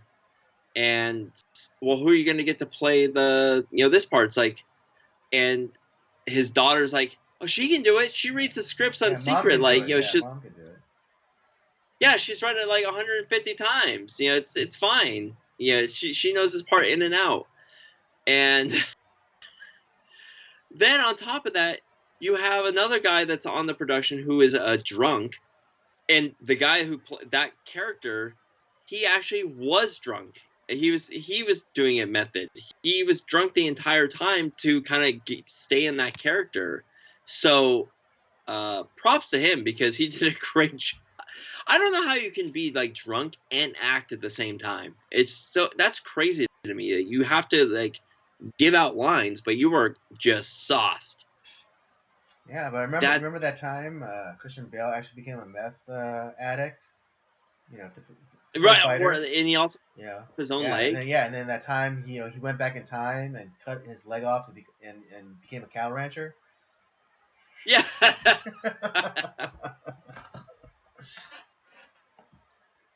It's a different breed. I'm just saying, it's like I couldn't do it, but some people can, man. That's that. Yeah. So you have that guy, and then you have the guy who can't drink regular water. He has to drink soft water, otherwise it makes him shit himself to to pieces. And so they are constantly like having to like figure things out. It's like that is it has to be like the most insane and stressful filming that you can come up with. Yet what the finished product becomes is great. And because we know what the finished product is, but how they got there, oh man, like that is, I'm on the edge of my seat and like my heart is pounding because like, that has got to be the most frustrating thing to deal with. And it's like, this is a fucking disaster. It's the worst thing that could ever happen. And yet the audience is watching it. It's like, they're entertained and they love it. And they want more of it. It's like, I don't know if I can do it. I don't know if I can go through that again, that experience. And that's what filmmaking is. I can't think of a more accurate depiction of what filmmaking is. It is a constant, on the fly, making decisions, making stuff happen to put out this product. And when you have the people that are involved in the film, they can pick out like, oh, that's a fuck up, that's a fuck up, oh, we messed up there. But yet the audience who doesn't know any of that, they are in love with it. They love it. Yeah. That is I think this is easily the best depiction of what it must mean to like put out a film. Mm-hmm. It's right, because they really do kind of show you how the sausage is made, like with like the rehearsal and how like the camera's gonna move in a scene, and and just like the production headaches, and like the thing with the actor who's supposed to be the director, and like the woman who's supposed to play the makeup artist, getting into an accident, and the guy that's supposed to be the boom guy who, like, if he doesn't have soft water, he shits himself. It's like, I emailed you. You're supposed to give me this. Yeah. It's like, shut the fuck up. Yeah. It's like, God damn. And like the new hot shit, actor, who's kind of a douche. And the thing I love about that too is because when the actual director is playing the director, dude, he hit that fucker for real. Like in that scene, it's like, fuck you, mother. I'm gonna just, it's like he starts slapping around. It's like, this is my production, god damn it. Yeah, it's getting his frustration. Yeah, because like the entire time, the new hot like young actor is like, he was like, don't talk to me right now, or like, it's like, oh, this production is so beneath me. Yeah. So, and you have the girl who, like, she's a pop idol, or a former pop idol. Yeah, making her way into acting. And it's like, oh, I need the eye drops like to make myself cry, and it's like, you need fucking emotion, and like, and because I think the guy who the actual director who's playing the director, he is venting out his entire frustration. He knows the lines, but he's also venting out his entire frustration with this cast of like fuck ups. Right. That he's so tired of these people, and it's like he is allowed to kind of have this cathartic moment where he can tell just them off, just in the guise of the role, but it's his actual feelings, and it comes out as natural, which is great. And oh man, I love the guy who played the guy who plays the director. He's amazing. And this is that was his first film he had ever done. So and he I liked him knocked too. it out of like the actor that plays the actual director. There's a earnestness about him that I love it. Like you really feel for his character. That's like he like people are like when like the executives come and like ask him to do it because it's like, oh yeah, you are good enough. You're just like, you're not great.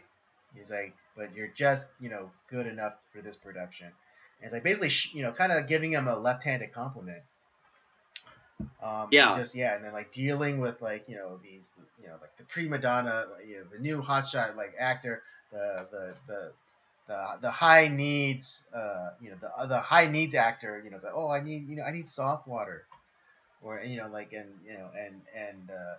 what is it, entertaining this this girl who used to be a pop idol, and now she's trying her hand at acting.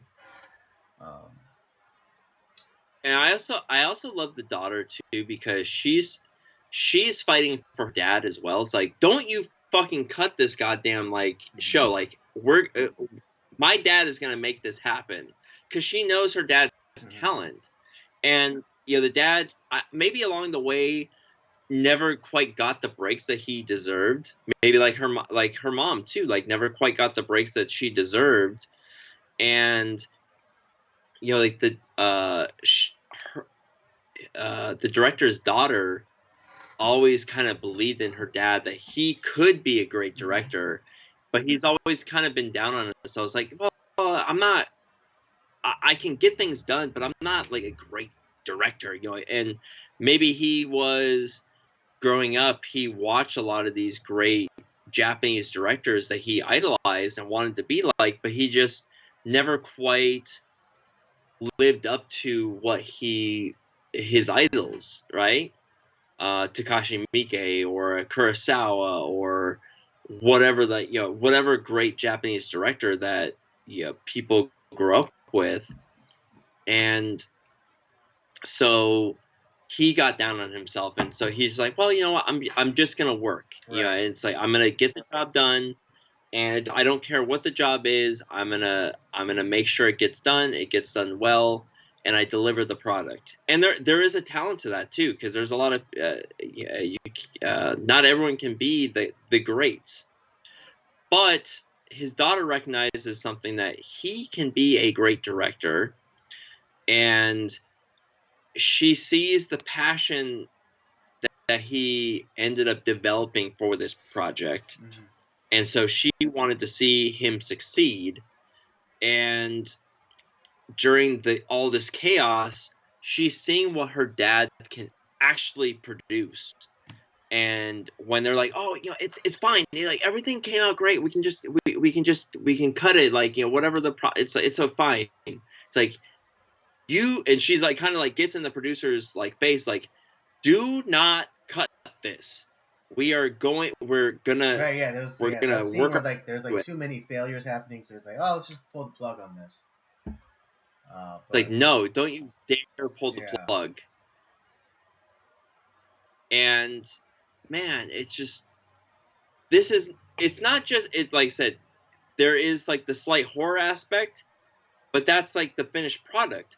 It's about making films, but it's also about family too. Like the family working together and believing in each other.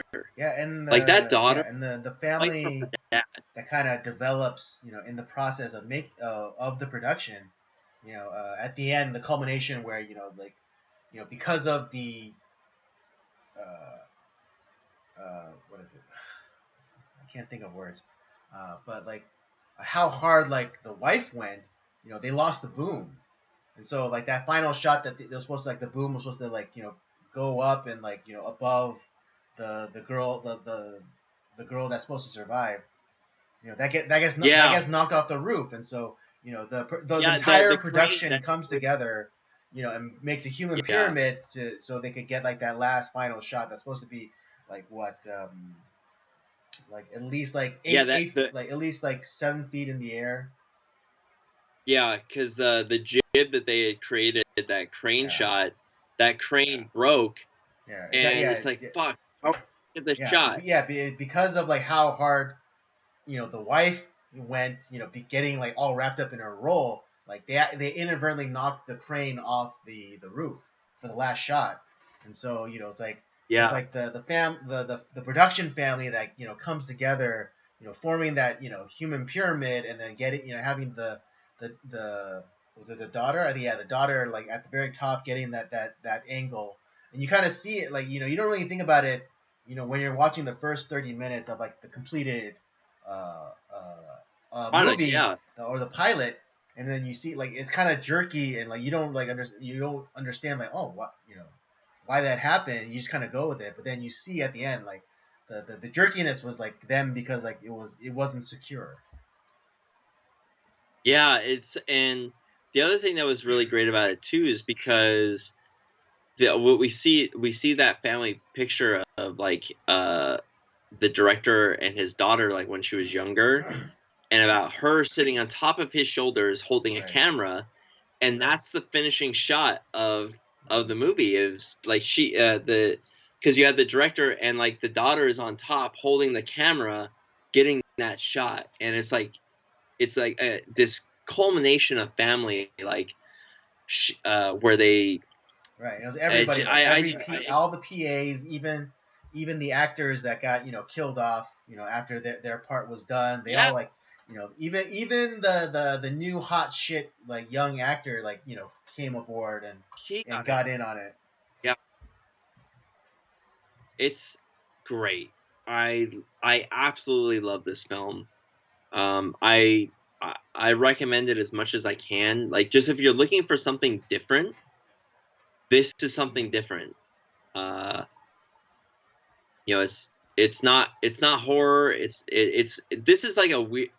I don't even know if I could put this in a genre really, because it's a mixture. It's a mixture genre because it's so many different things in one film, but it works. Yeah, it's horror. It's documentary. It's parody. It's It's like it's a like feel good families thing, with kind of like office drama, like office like comedy. There's no single genre that this movie fits into. It kind of fits in all of them. And normally that would be a disaster, but it works so much for this film.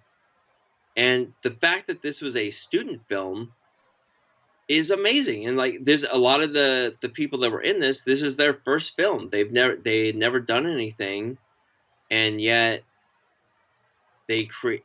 I mean, this is, I wouldn't necessarily say it's like a masterpiece, but it's pretty damn close. It's not like Citizen Kane this or is a really good first effort. Yeah, it's a nearly flawless film that's so much fun, and it has a lot of feel-good moments, and you believe the characters, you root for the characters, and there's some real touching moments. So yeah, I love this film, and it seems like you enjoyed it yourself, right, Andy? I did. I mean, I don't know if I have like the same affection for this movie as you, but this was a very enjoyable film. It's. Did you expect that it was going to turn into something other than a horror film? I suspected that there's more to it, because I mean, after the first 30 minutes, like wait, there's still a whole like hour left. So like, what's going to go on? Um, so I mean, because like even like some of like the bizarre stuff, like when you're watching the first 30 minutes, which is like the actual finished product, and you see like these weird kind of things or these like over the top sort of things, like with the director coming in, like when like throwing zombies at the cast. They'd be like action, and like yeah, or what is it? The wife who like they kind of kill her off screen.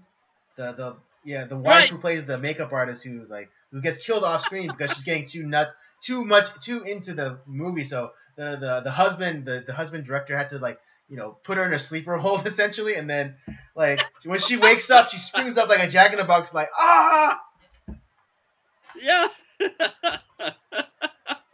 And then like the final climax when like the male lead and the female lead, like like he's making that lurch forward, and like there's always like these pauses, and it's taking a lot longer for her to like just coup de grace him. Uh, but then we see that it's because like they're trying to get like the human pyramid in place for that last shot, and so they drag out that which it's a mirror of what happened in the beginning where they're doing the scene where he's turned into a zombie, and he's like, and she's trying to reach out to his humanity one last time before she has to kill him. But like they draw it out so long that he's like, oh, that's kind of weird that they keep like drawing out that last thing. Yeah. But again, but then again, after you watch the first 30 minutes and then you watch the rest of the movie, it's like, I see, okay. Yeah, because I watched it because I've seen this movie about like 3 times now, and I don't know, even though now that I know the twist of the film, I still find it super enjoyable. It's like, oh, this is just fun. Oh yeah, and there was that And one scene where they're being chased, and like kind of like the blood got splattered on the camera, and like the camera guy like goes and like cleans off the lens. Yeah. Yeah. Like, so it's like, yeah, like these kind of zany things that are happening. It's like, huh, that's. So it's funny. So you have it's this like weird like meta universe that they've created. So you have like the film that is not a real. It's like the film that's being filmed, and then you have the film crew that's filming the film that's being filmed. It's so like, and you see in the blooper reels at the end of the movie, like of like the actual cameramen that are capturing all this stuff as it's going on. It's so like really interesting. And even that probably had to take like a little bit of like a lot of rehearsal, because like this is what we're gonna do. Like you have to kind of like So I feel like in productions like this, the rehearsal process is meticulous, because you have to be. And we get a little bit of that, after they have like the initial like table read or whatever, and they go through kind of like how things are supposed to be shot and how things are gonna move, and they have like what it's like those office dividers, and they use them like as like corners of buildings or whatever, and that's how like you do the pan, and like you change the angle of the shot. Yeah. So yeah, like you see. So again, like you see how the sausage is made in this movie. Yeah, I'd say that's all I got to say about One Cut of the Dead. I love this film. I think it's great. Andy, it's your first time watching it. How would you rate this bad boy? Yeah, I really don't see any faults in this movie. I mean, the faults are what is the charm of this movie. In a way. Yeah. I mean, especially since it's like one of those, this is how the sausage is made sort of movies. So, you know what? I think I have to, but I have to give it a 5. Oh man! All right. Uh, one thing I forgot to mention too that before I give my rating is what I loved is when the actual product you see is kind of in that like kind of grainy, kind of like low budget Right? Yeah, quality you see film. you see the interlacing. Yeah, but then when you interlacing actually like sometimes when you watch like TV show, it's not the greatest quality. You see the stripes going through the that's yeah interlacing. yeah yeah It's a bad rendering essentially. And I think that they portrayed that very well. But then like when you actually get into the actual story of the movie, it's as clear Yeah. as day. Like it looks fantastic. Which I think that's a great touch that they went to that level on this like super low budget film, which is great. So yeah, I think the amount of detail, the characters, the way that like it starts off as one thing, you're thinking of one thing, and then it turns into this whole other big thing. Yeah, I gotta give it a 5 stars too, man. Like this movie's so much fun. It's so much fun.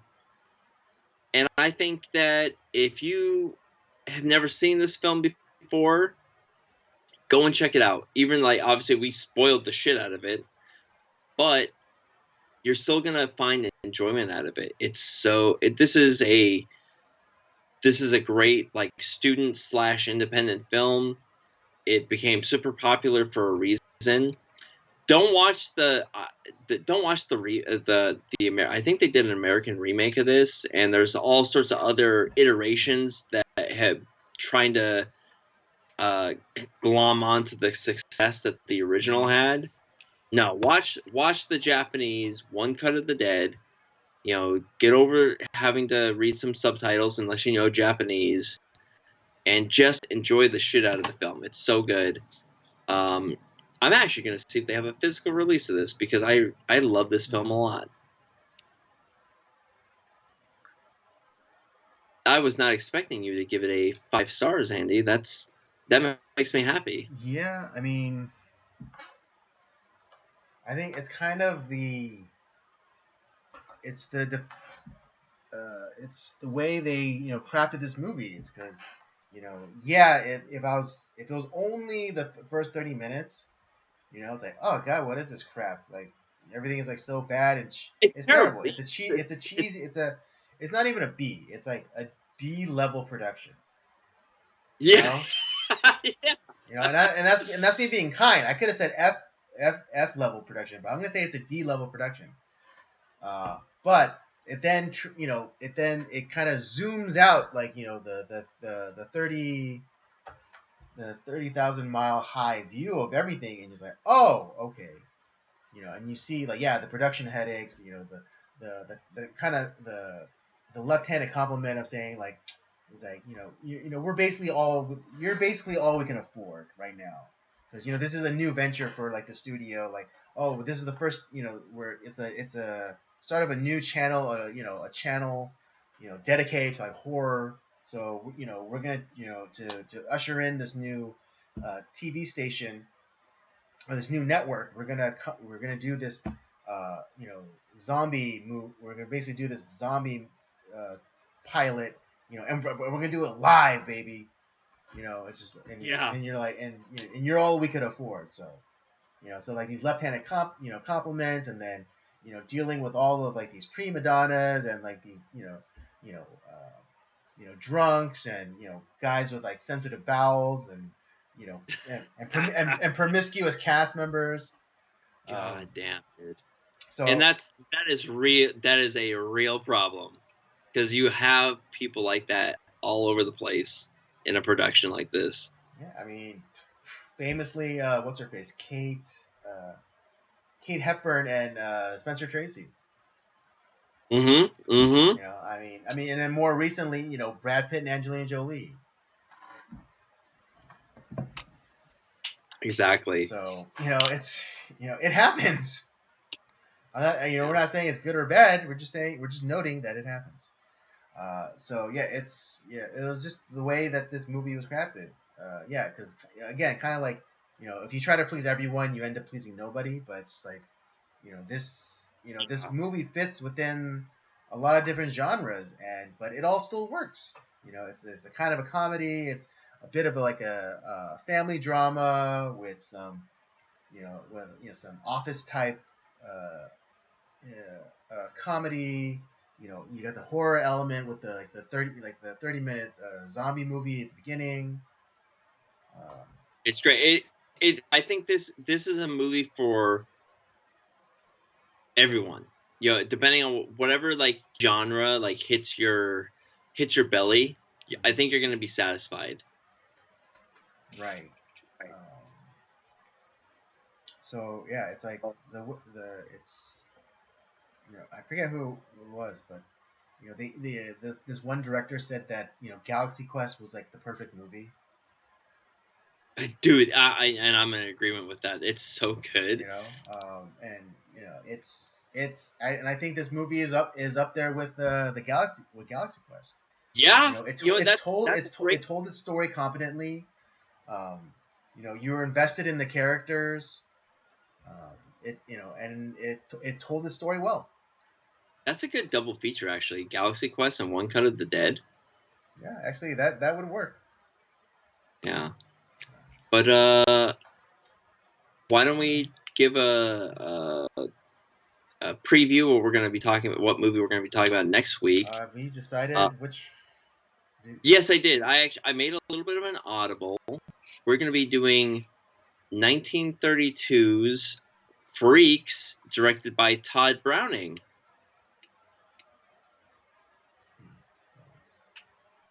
Okay. All right. A little notice would be nice. But all right. So Freaks by Todd Browning. Yeah. So, something to look forward to next week.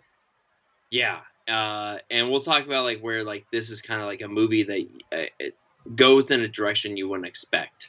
Okay. All right, folks. There you go. That's our review for One Cut of the Dead. Both Robert and I give this a 5. It's nearly impossible to be let down by this movie. Yeah, because if you want your horror stuff, it's right there at the beginning. If you want like your light-hearted office drama, it's there in towards like the middle. If you want a touching family drama, it's sprinkled throughout. If you want just a zany sort of comedy, slice of life kind of comedy, in the same vein as Best in Show or like a mockumentary like Spinal Tap or something. This movie satisfies those criteria. Yeah, I agree. So do yourself a favor and check it out. Because again, like I wasn't expecting to give this a 5 rating. I was looking at more like a 3 or no a 4. But talking it over with Robert right now, it's what convinced me enough to be like, dude, this is like a perfect movie actually. Yeah, I'm in total agreement with you. I think I love this film to death. It's so good. So do yourself a favor and check it out. All right, folks, that'll bring us to the end of our stream, our inaugural stream for this year. Great way to start off, man. Like, this is a great movie. Yeah. I hope you had a good time. I had a good time. I know Rob always has a good time. It's nice not talking to a blank screen, so I'm very happy. Yeah, it's so funny. I just saw a clip from Justice League, and it's like the scene where Bruce Wayne reveals that he's Batman to Barry Allen. Mm-hmm. Like he's asking him to join like the Justice League, and he's like, but before even wondering like what it's about, he's like, I'm in, and he's like, yeah, I need friends. And I don't know why, but it's like right now when you just said like, yeah, it's good not looking at a blank screen. It's like it kind of gave me that same vibe. Yeah, that's actually kind of true. We'll be back next week. In the meantime, if you enjoyed this stream, don't forget to check out the library of other content that we have. The Circle of Jerks main podcast, old episodes of Nocturnal Transmissions with other movie reviews. And don't forget to check out Rob's gaming show, Up by Up Down. Don't forget to follow us on our various social media accounts, X and Letterboxd at PodcastCOJ, and Instagram at Circle of Jerks Podcast. And with all that said, we thank you for joining us tonight. Come back next week, and we'll do it all over again. Have a good one.